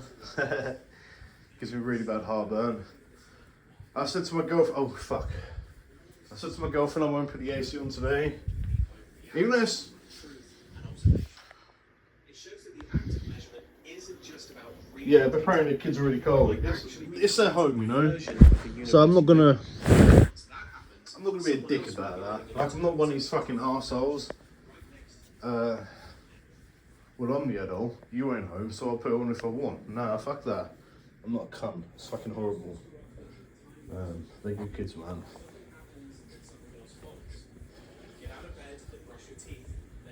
I've noticed though, with a lot of foreigners in Asian countries, it's normally fucking Americans, English, fucking Germans. They're just proper arrogant fuckers. Like, because they're white and they just think they're something special. They're not. They get beaten the fuck up if they really push the line, cross the line. I don't believe in that. I'm white, yeah, I'm white. I'm proud to be white. I love my culture. I love my colour. I love my white people. But at the same time, yeah, you get a lot of them. They give. I put on their facial cream. You get a lot of them. They're just fuckers abroad.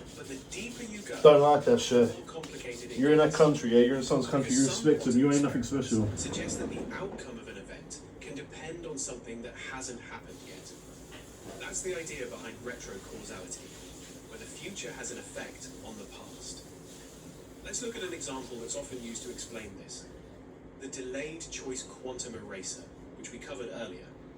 In that setup, the behavior of a particle seems to depend on whether you choose to erase or keep certain information. And what is it with white people abroad staring at other white people? I've noticed that. I've heard it quite a few times, and I'm thinking, do you know what you look like? Who the fuck are you trying to look at? Who the fuck are you trying to stare out? This looks weird. It says maybe the particle's earlier state really is determined. Like, who the fuck are you actually trying to stare out? Maybe causes. I don't like that shit. Before effects. Maybe time is more flexible than we think. I don't like that. Stop acting like a big man, yeah, because you're abroad. Think I won't slap the fuck out of you if you try something. I just... I've noticed that. I don't know if it's because I'm English or what. But if you've got a fucking problem with it, then it's your problem, innit? Do something about it if you don't like it. But don't let the Exxon fucking for you. That's the reality of it. Some interpretations of quantum mechanics, information flows both ways. Cracky Chan. Things just had a piss in the trash. Rubbish. Yeah, I don't understand what the fuck people's problems are when they're abroad when they see another white man. Oh, it's my territory. I was here before you, and what? And fucking what? You don't own the block, do you? You shut the fuck up. You're just as much of a foreigner here as what I am. They look at us the same. You ain't nothing special, boy. Yeah. One is called the two-state vector formalism. It suggests that a quantum system. I remember when I was hiking up. I was hiking. Yeah, I was hiking about 2 weeks ago, 2.5 weeks ago now, and fucking some little lanky streak of piss. He's snapping one hand, walking past, proper fucking staring at me, and I was looking at him, and I was thinking, mate, you've got no fucking chin. What are you doing? You've got no fucking build to you. You're literally a stick. Who the fuck do you think you're staring at? Trying to act like you're some big man because you're around Asian people. But he's I don't know where the fuck he was from, but he was dressed like a typical tourist in Asia, like a fucking nerd.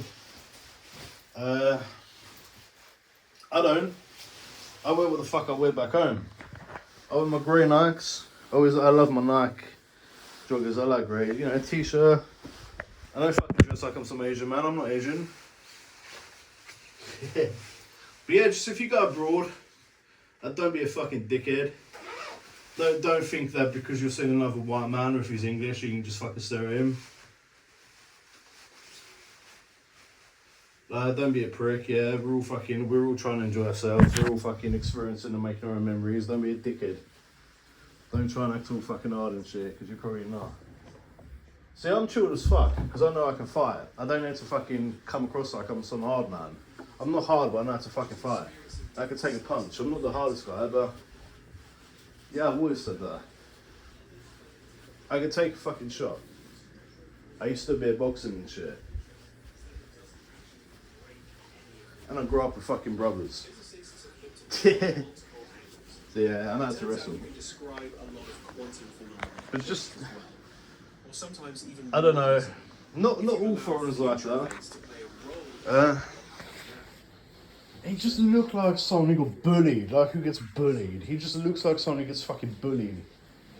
And I was just thinking, I said to my girlfriend, because she heard me like, hello, Mishra, what's up? Did you see that white guy from here? Oh, did you see the way he was staring at me until we walked past? Should know. I mean, yeah, he was trying to fucking stare me out. Fucking clown.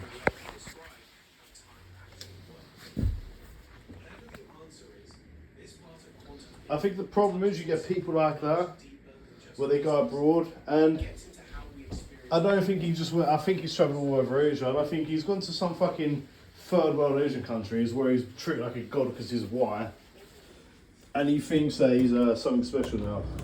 Well, really, he's just a fucking little mug, a little bellend as we say in the UK, and he ain't nothing in the West. Yeah, I don't fucking change. I say what the fuck I want. I'm respectful. I don't go looking for trouble. But I certainly won't back down if shit happens. Because I wouldn't be able to live with myself. I feel so ashamed. Her name is Leo and she wants to go on the sun. Neo, not Leo. Pretty good to be honest, isn't it? You get two of them. Plus you get a few sides. That's about 20, 22, 23 pound. Oh, you get a choice of sides. So you can get yourself some, it looks like a cheesy, spicy thing. Get some chicken, some onion rings. 2 for, I think it's 2 large pizzas, or 2 for 33,001. It's not bad. I like the way they just taped it to the fucking door bit. I like that.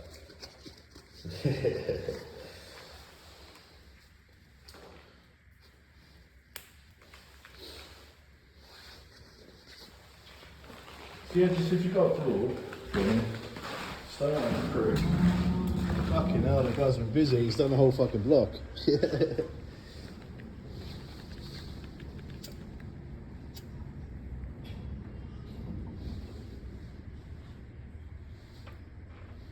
You know what, I miss the days where people knew where they stand in society. Before it's woke, lefty bullshit, where everyone was offended. I miss the days where everyone knew their place. And if you was a pussy, you wouldn't put a fucking foot out of line because you get slapped up for it. I miss that. And it just seems like these days that everyone's a bad man. Everyone's tough.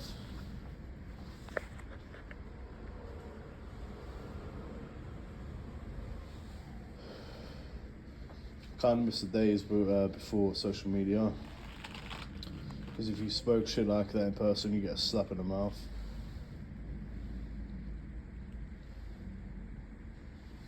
I go on Facebook a lot.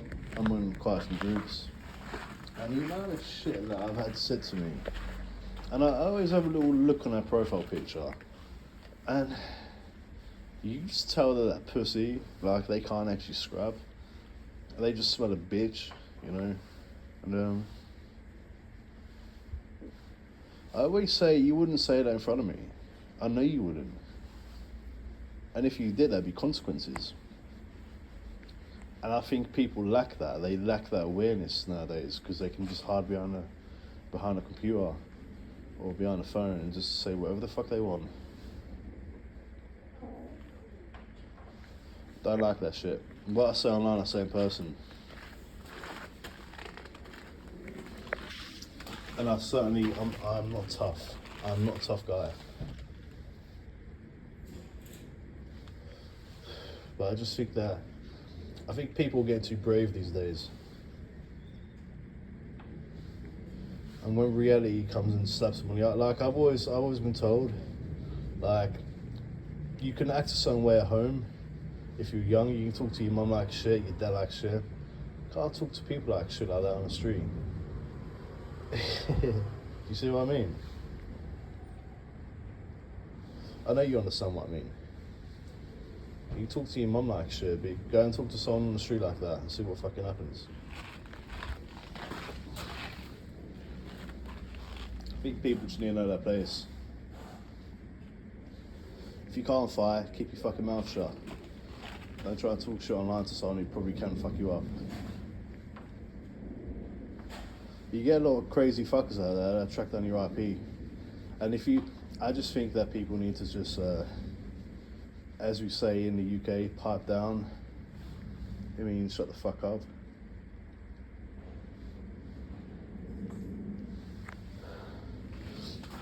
I've never, in all my videos, you can go through the 102 videos, this is going to be the 102nd one.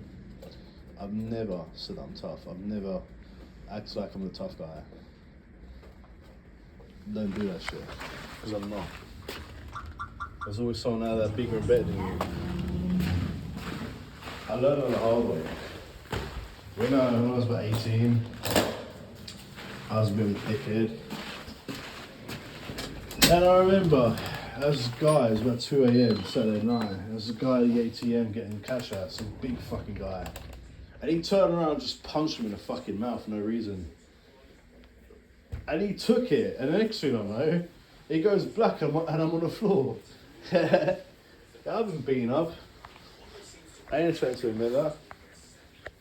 Yeah, I got fucking knocked out big time. Flattened. It's kind of funny, I deserved it, obviously. But I'm gonna hang the coat up.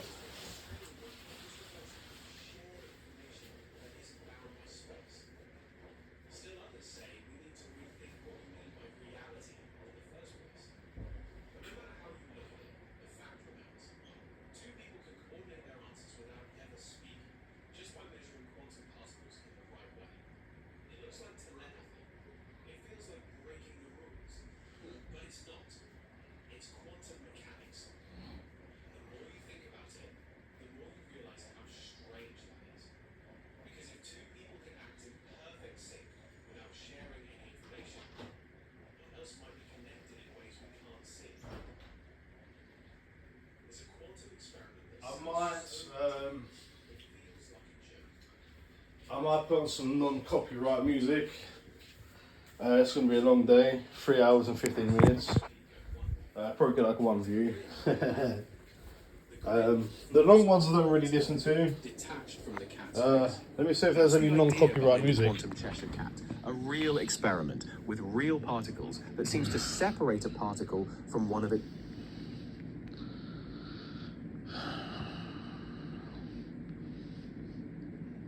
I don't know what. Apparently, this is non-copyright, so I don't know. Okay, it's probably gonna be shit. Sounds like something.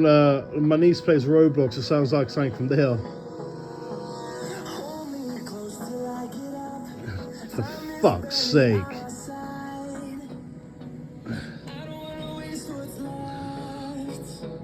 Fuck knows this song.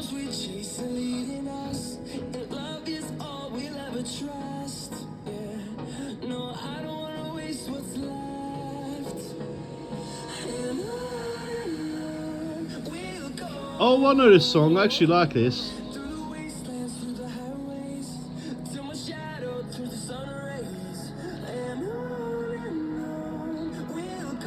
It's 10 years old. Jesus.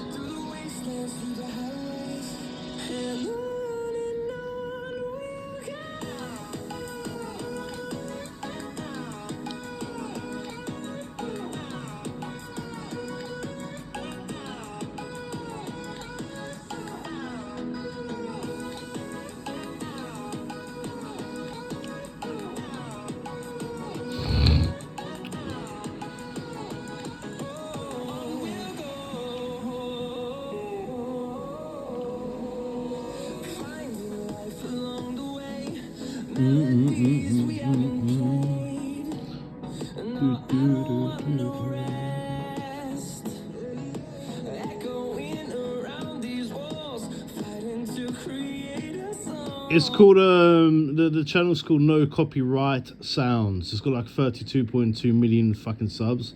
Lucky bastard. Let me see how many fucking views he's had then. Probably like a billion, probably billions. 12 fucking billion. Imagine how much fucking money they've made. I mean, credit. It's got to be a company, it won't be an individual. Do.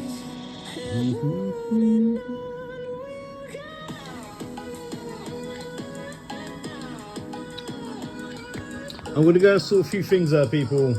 I'll keep the music on.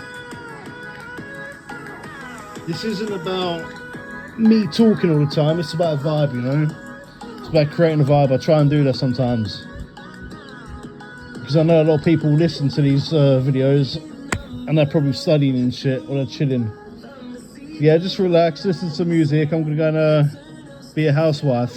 Yeah, man, I won't be long. You got a good view, kind of. There you haven't. But yeah, there we go. I won't be long.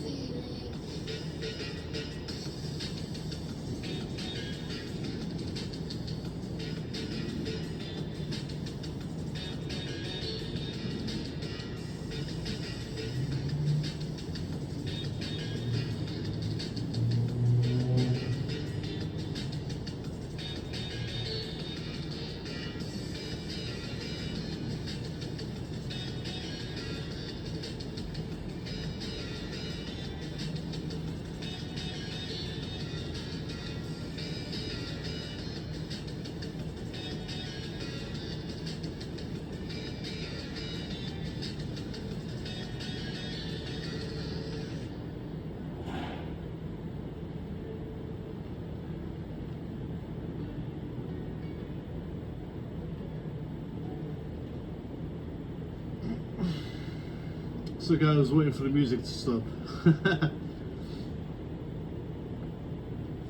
I was just cleaning some of the kitchen up, and I didn't want to interrupt the music. Like I said, the channel's called. Hold on. It's called No Copyright Sounds. NCS. So.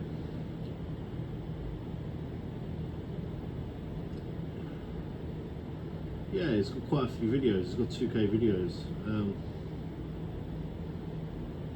Probably from the United States. Oh no, it's actually from the United Kingdom. Fucking hell. It's from my country. Been around since 2011. For over a decade, NCS has been home to some of the most iconic tracks in online culture, from YouTube intros to viral TikTok moments. We work with artists from around the world, covering everything from house and drum and bass to dubstep, funk, pop and beyond. We're still copyright free and stream safe for creators. NCS music is free to use for independent creators, and their UGC remember to credit the artists.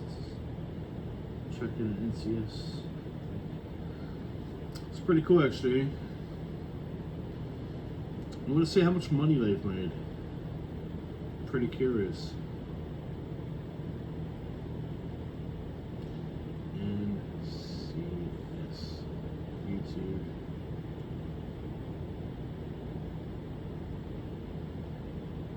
How much have they made? So.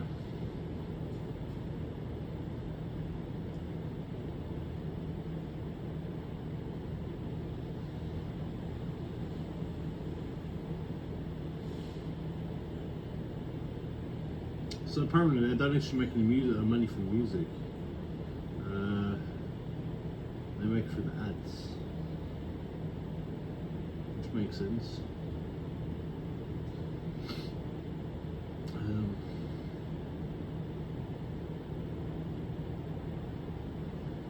Apparently, NCS does not earn a substantial amount from advertisements on its own YouTube videos.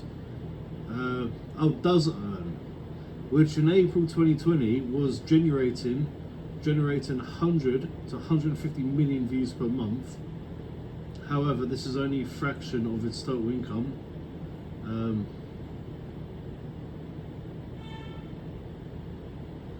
It's been like over 1 million. Apparently, in 2021, the assets were worth £4.5 million. Which isn't bad.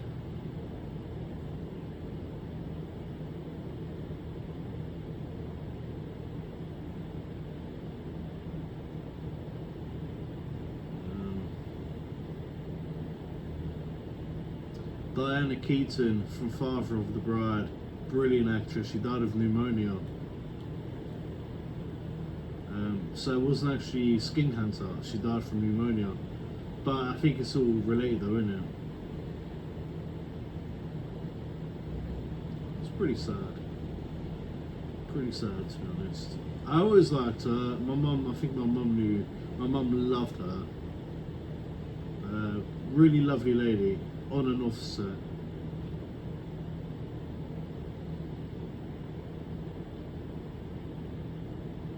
Called a racist today because I was honest about my preference to not date outside of my race. I'm sorry, I want my kids to look like me. There's nothing wrong with that.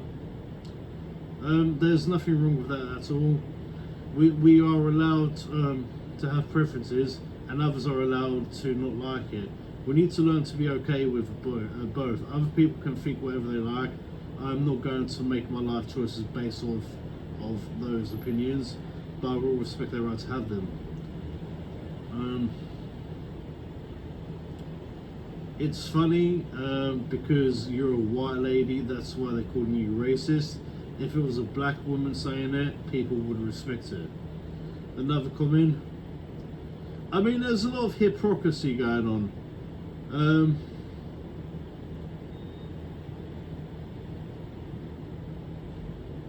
okay, a strange space object, ASCAP J18320911, is sending signals to Earth every 44 minutes, blinking in both radio waves and X-rays from about 15,000 light years away. If I remember correctly, 1,000 light years is like 100,000 miles. If I'm correct, I could be wrong. So, considering how vast and the universe is, that's really fucking close. That is very fucking close.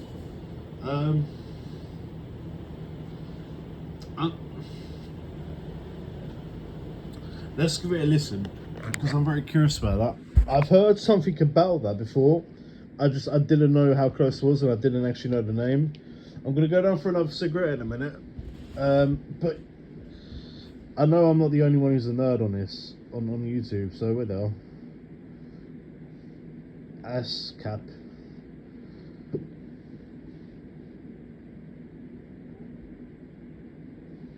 Let's have a look.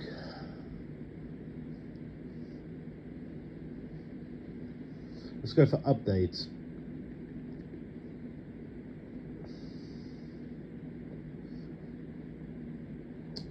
So the most recent video is 4 months ago. You know, they say that if you go like very, very, very far out into space and you look back at the globe, at the world, and if you have like a really, really powerful telescope, you'll see dinosaurs. Do you believe that? Like, if we had the technology to reach the speed of light, and we could pinpoint where the Earth was, and we had like a really, really, really, really fucking powerful telescope. Could you imagine looking back, knowing what you left and how it looks, and you look back and you see fucking dinosaurs?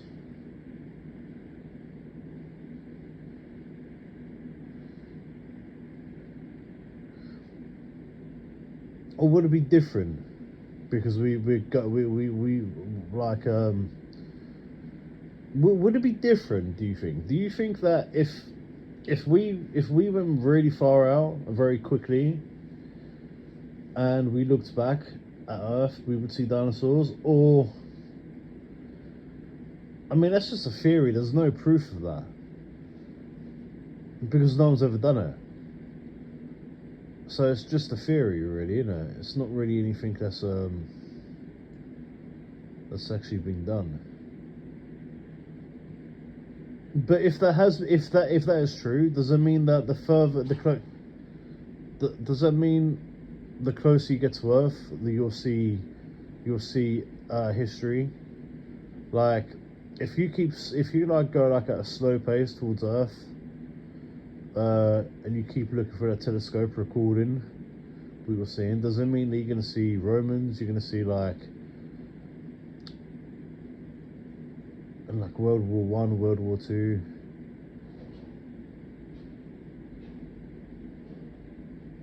I don't know. That would be fucking interesting. I'm just thinking about it now, because if that actually is true, which I highly doubt, because no one's actually done it, I kind of think that I have to see it to believe it.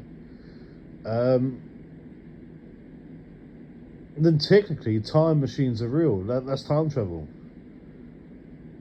So you just have to go far out and look back.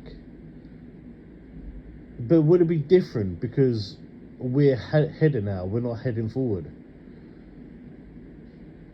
Does it make sense? Like, we're not actually heading towards Earth and looking, we're heading outwards and looking.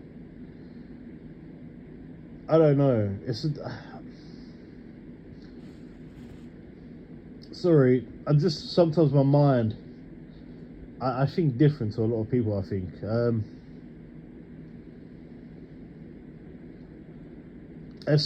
Four space telescopes just detected 3i Atlas change into hostile color. That's on Hidden Headlines. I have a feeling this is going to be a clickbaity video, and it's going to be an AI fucking voice. Space telescopes around the world have suddenly registered a curious and worrying shift in brightness for the... But define what a hostile colour is, because if this is true, then a hostile colour to us may not be a hostile colour to whatever the fuck that is. We're thinking with a human mind. The problem is we can't think without thinking like a human, because we are human, obviously. We only know what we see and what's on our planet. Sure, we can send little probes into space and everything, but we're still thinking with a human mind. If there are beings out there, they're certainly not going to be like us. They are not going to think like us. Oh yeah, but what if they're more humans? Okay, but look how fucking vast our universe is, right? We're never going to be able to see the end of the universe, if it does end. I think it does. So, there's only our DNA structures out there, do you think? I don't think so. I think that if there is something out there, it's going to be beyond our imagination. We are not going to have a fucking clue what the fuck it is, what it sounds like, how it fucking communicates. It could the technology, we don't know.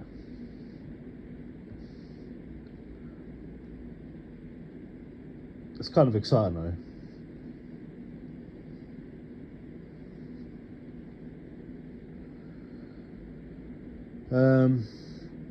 One hour of Brian Cox talking about what they are and telling us about Freya. I like Brian Cox. 2 months ago, astronomers detected something extraordinary. A faint smudge of light out beyond Jupiter's orbit, moving faster than anything in its neighbourhood had any right to. 60 kilometres per second, a speed that doesn't belong to the familiar dance of planets or asteroids bound to our Sunday. This wasn't just another icy rock tumbling along on some eccentric orbit. This was an intruder, another interstellar visitor, and they named it 3I divided by Atlas. Now, the number 3 is important. It means this is only the third object we've ever seen that we can say with confidence comes from beyond our solar system. The first, you'll remember, was Oumuamua in 2017, that cigar-shaped enigma that drifted past, twisting, accelerating, leaving behind nothing, no dust, no tail. And it was that mystery that made people ask the unthinkable.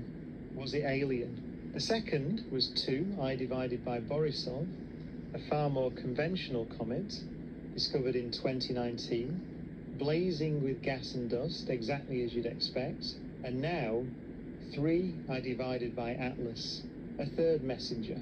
And like the others, it carries a question so large, so unsettling, that it can wake you in the middle of the night. What if this isn't just rock and ice? What if we're being visited? Enter the controversy. Avi Loeb. This is where one voice echoes louder than the rest. Avi Loeb, Harvard astrophysicist. You may have heard his name in connection with Oumuamua. He argued controversially, and to many, recklessly, that its strange acceleration could be explained if it were a piece of alien technology, a probe, a light sail, a messenger from another civilization. He was criticized, of course. Many in the scientific community pushed back, but Loeb held his ground. And now, with 3I divided by Atlas, he's back again, suggesting, not claiming outright, but suggesting that once more we should not rule out the possibility that this too is artificial. He gave it a percentage. He said, perhaps 10%, not proof, but a tantalizing sliver of chance. Enough to make headlines, enough to make the internet erupt, and enough too to demand we look closer. So what exactly did we see? 3I divided by Atlas was first detected by I'm sorry the if this is asteroid boring. terrestrial I'd just like to set a impact little last chilled Solar vibe, you know, a System. little scene. Atlas, Well, not a scene, you know the what I survey mean. telescope in Hawaii. It was faint, barely brighter than a 19th magnitude star, but its orbit revealed everything. It wasn't bound to the sun. Vibe. It was hyperbolic. Its eccentricity greater than 1. That means it isn't circling back. It came from somewhere out there, the galactic neighborhood, the space between stars, and it will never return. Its closest approach, astronomers calculated, will take it within just 0.8 AU of the Sun, closer than Earth's orbit. It will skim through the inner solar system, flash in our skies, and then vanish forever into the night. The hypotheses: rock or artifact? The first thing scientists always ask is simple. Is it natural, or is it something more? If natural, then 3I divided by Atlas could be a fragment of ice and rock, shaken loose from another solar system billions of years ago, drifting aimlessly until chance brought it here.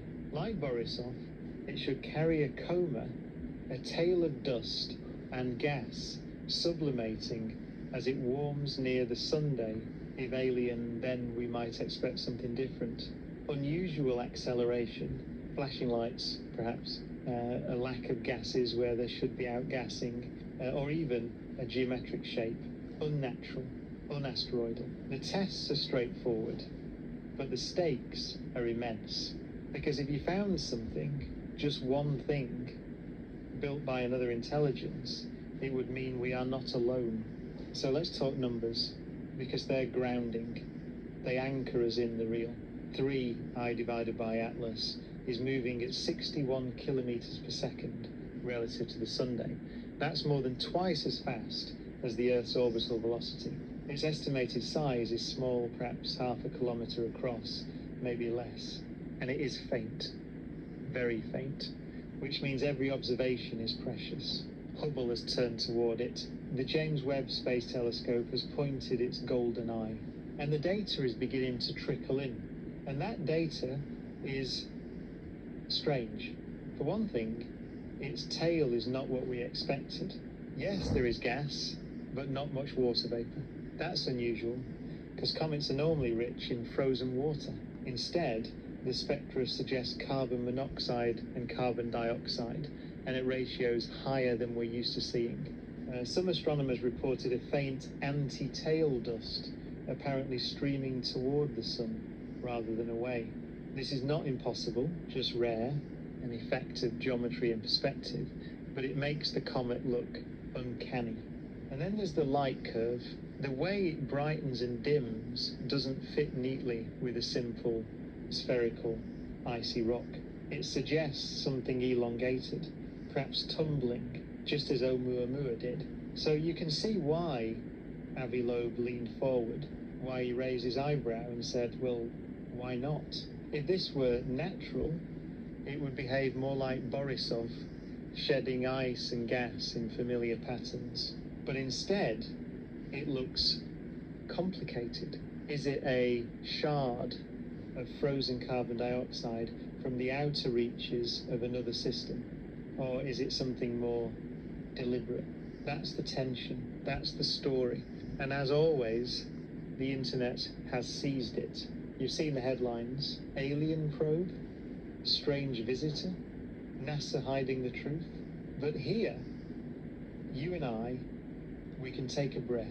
We can go slowly, because the real story, as it always is with science, is stranger and more beautiful than the myths.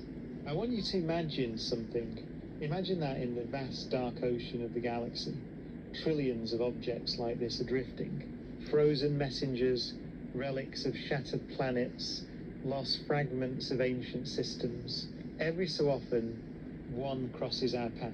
It doesn't need to be alien to be extraordinary, because each one carries with it a memory of another star another world, another sky.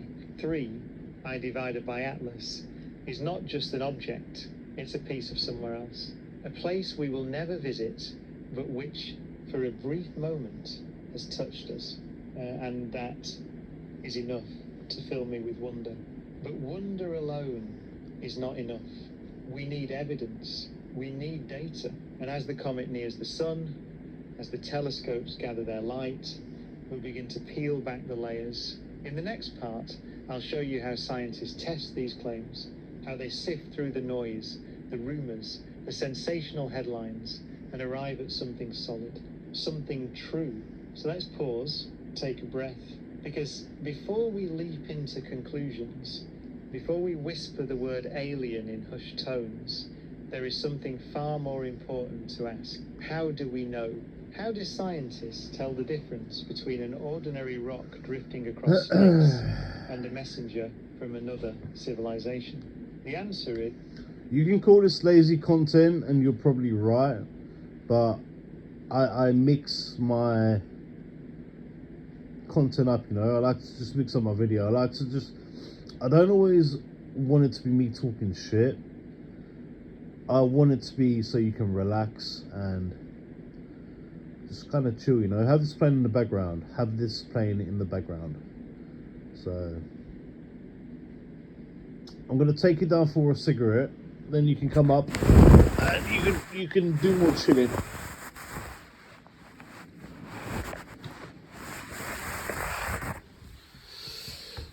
I hope you understand what I'm doing. I'm not trying to be a lazy creator. I'm not a creator. I'm not trying to be lazy. I just know that a lot of people, they have bad days. So I'm just trying to help you chill. I'm gonna go for these ones. I had a picture of the thing. You don't want to see that, but yeah, I just need a cigarette. I might make another cup of coffee in a minute. So this week's going too quick. It always goes. I actually woke up thinking it was fucking Wednesday for some reason, but it's Thursday. That kind of freaked me out.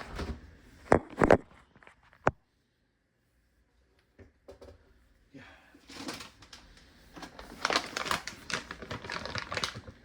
I told my girlfriend about getting verified on YouTube and what that brings.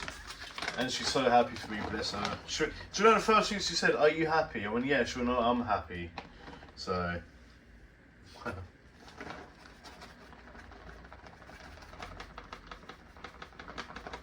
don't judge me. It's mozzarella. I'm just having some. I like cheese.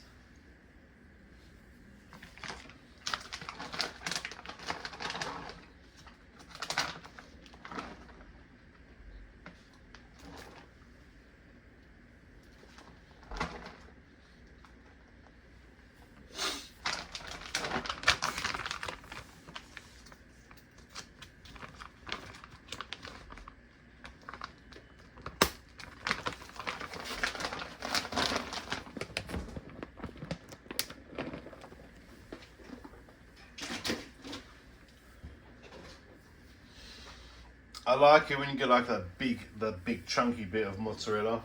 I never used to really like it. I thought it was like really bland and boring, but I'm starting to appreciate the mildness of it. I really like it.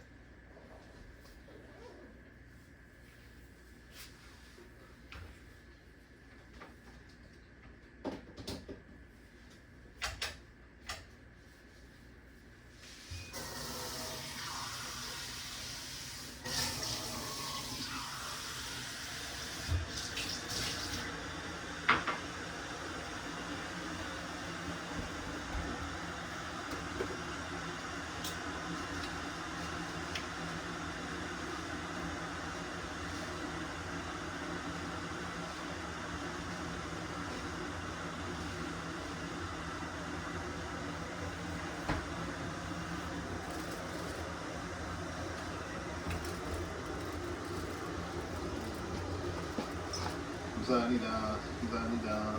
감사합니다. 땡스 감사합니다. 감사합니다. 감사합니다. 감사합니다. It's okay, ignore me. 감사합니다. 감사합니다. 감사합니다. See, I have to, if I say 감사합니다, oh, 감사합니다. 감사합니다. Decided to get a cup of tea. I don't know where you are in the world, but if you like tea, you would appreciate a good Bruce tea. Yorkshire tea, lovely. If you're feeling sick, it always makes you feel good.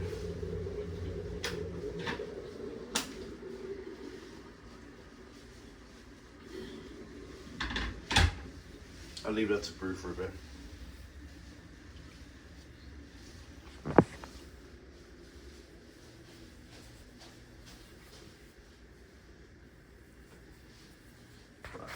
Leave it to brew for about 2-3 minutes.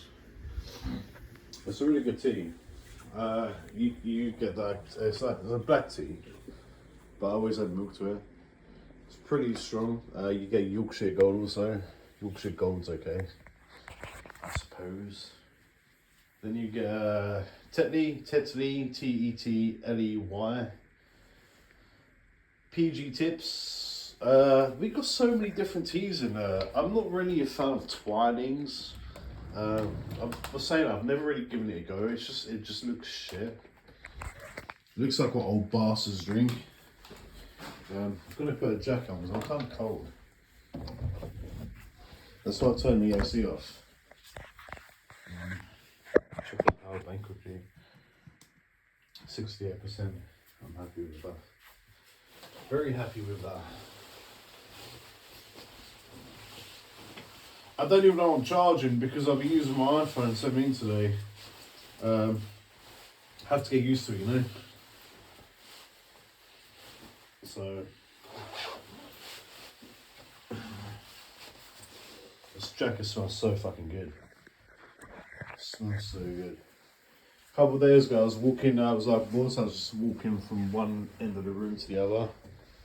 And I thought, what the fuck's that smell? It smelled really nice, and I realised it was fucking me.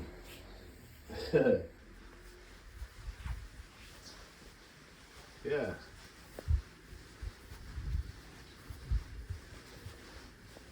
Hold on. I can't go down here until this is brewed, because if you overbrew it, it goes like really bitter. It's kind of a stains the cup. So.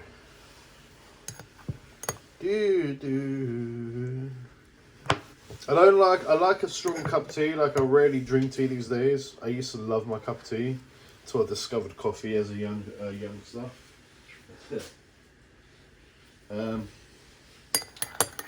It's just one of them things where you have to be in the mood for it. You have to be in the mood for it, you know.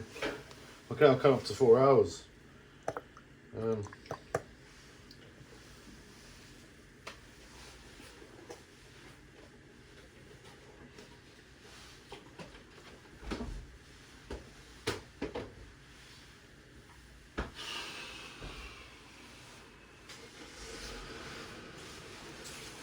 Okay, where's my latte? But yeah, it's a good cup of tea, to be honest. My girlfriend likes my teas. She'll not make the best cup of teas. And she's Asian, yeah? Like, obviously, he is Asian. Ben Stiller, Cable Guy. The news. They were Asian. I love Cable Guy. Cable Guy. Fucking brilliant. Jim Carrey, one of the all-time greats. I love Jim Carrey.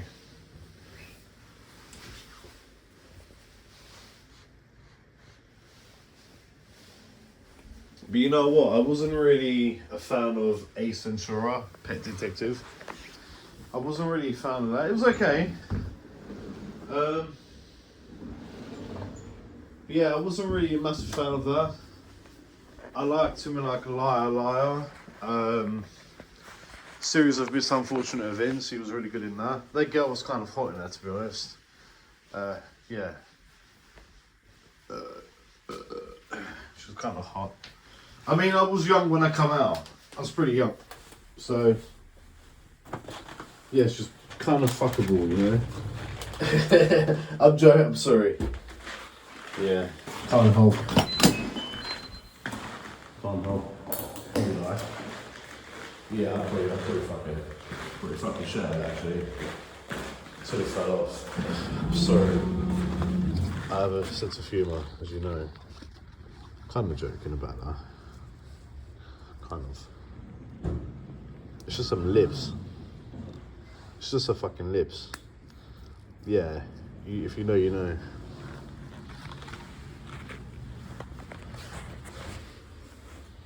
She had really nice fucking lips. Yeah.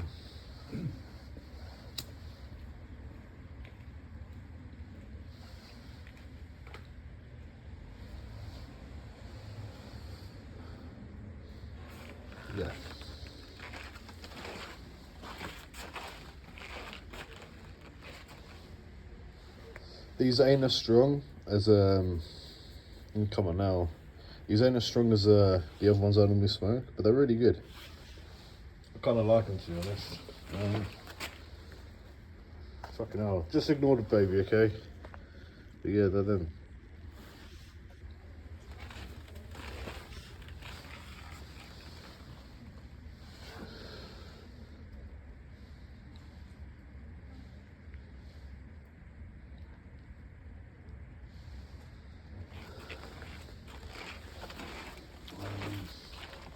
Yeah, they're not bad. Kind of like them. I like standing in this corner because I don't like being like on show. Yeah, these are smooth, very smooth. They're a good cigarette, you know. So they kind of taste a bit citrusy, which I like.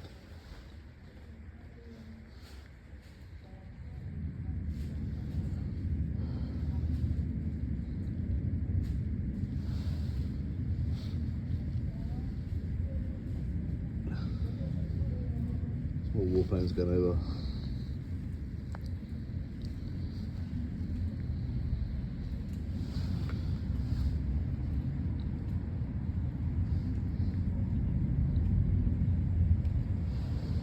Actually, it just sounds like a commercial.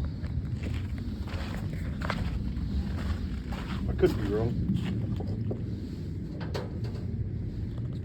I've been to enough bloody airports to know what a commercial flight sounds like, a commercial plane and Airbus.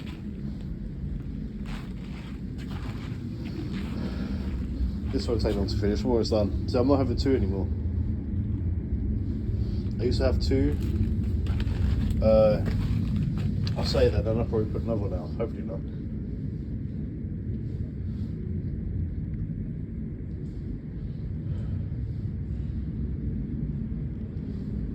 I think this may be like a 4 or 5 gig video. On my iPhone 13, it won't take long to upload.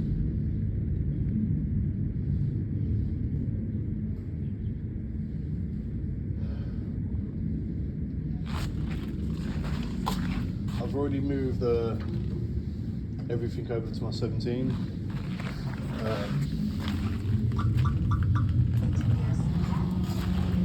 So yeah, before I go back home, this is gonna be. There's just gonna be me talking. There won't be any like the music playing or shit like that. I won't be able to scroll on Facebook. Kind of sad. Kind of sad, but it's all good. I am pretty fucking sad. Pretty fucking sad. But I've had it for 2 years. I've got a really nice iPhone 17 now, Pro Max.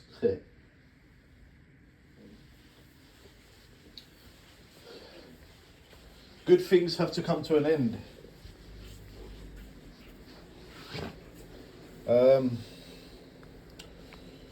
I use this. My girlfriend lets me use this. It's looks like piss. It's really good for your face. Yeah, it's really good.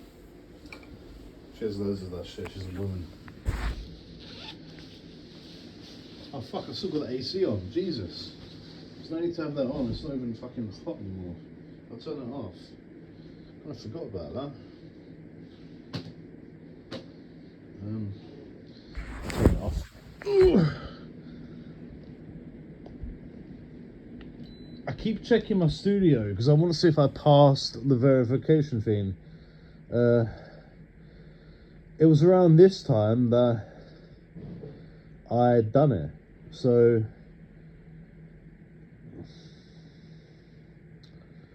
I've had nothing for like 8 days. The last update I had was your weekly recap.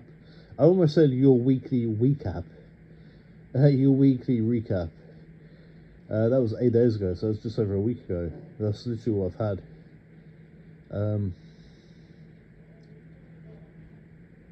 Yeah.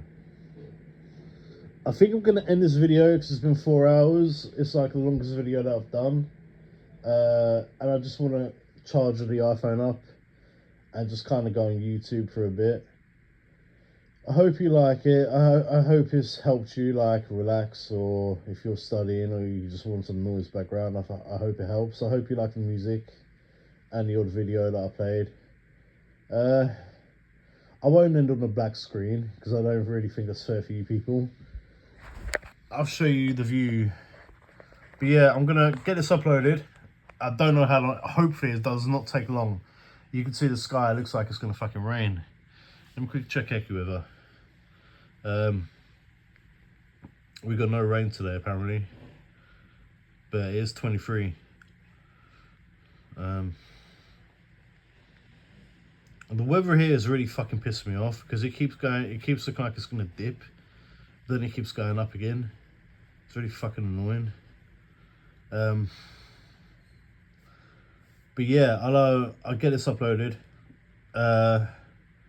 then remove the video from the actual fucking gallery, and yeah, I'll make another video probably later because I've been doing it since about I've been doing it since about 9:25 around that time. So I'll get here. I just need a little break, you know. It's a bit hard. Like this seems really easy, but it's not scripted, like I keep saying. So yeah, it kind of mentally drains you because you have to keep talking about topics, and sometimes you say topics that you don't actually want to talk about, but it's the only way you can make kind of fill the gaps in the video. This is another reason why I was playing videos and I was playing like non-copyrighted music, just like filling a gap. It gives me time to chill and rest my fucking throat from all the talking. But yeah, I'll leave you with a lovely view, you know. Anyway, peace out, people. I hope you enjoy it. Probably gonna get one view on this, but it's all good. I don't mind. I like doing long videos. They help. I just need Monday to come because I really hate the weekends. Yeah. Anyway, peace out. Thank you for watching.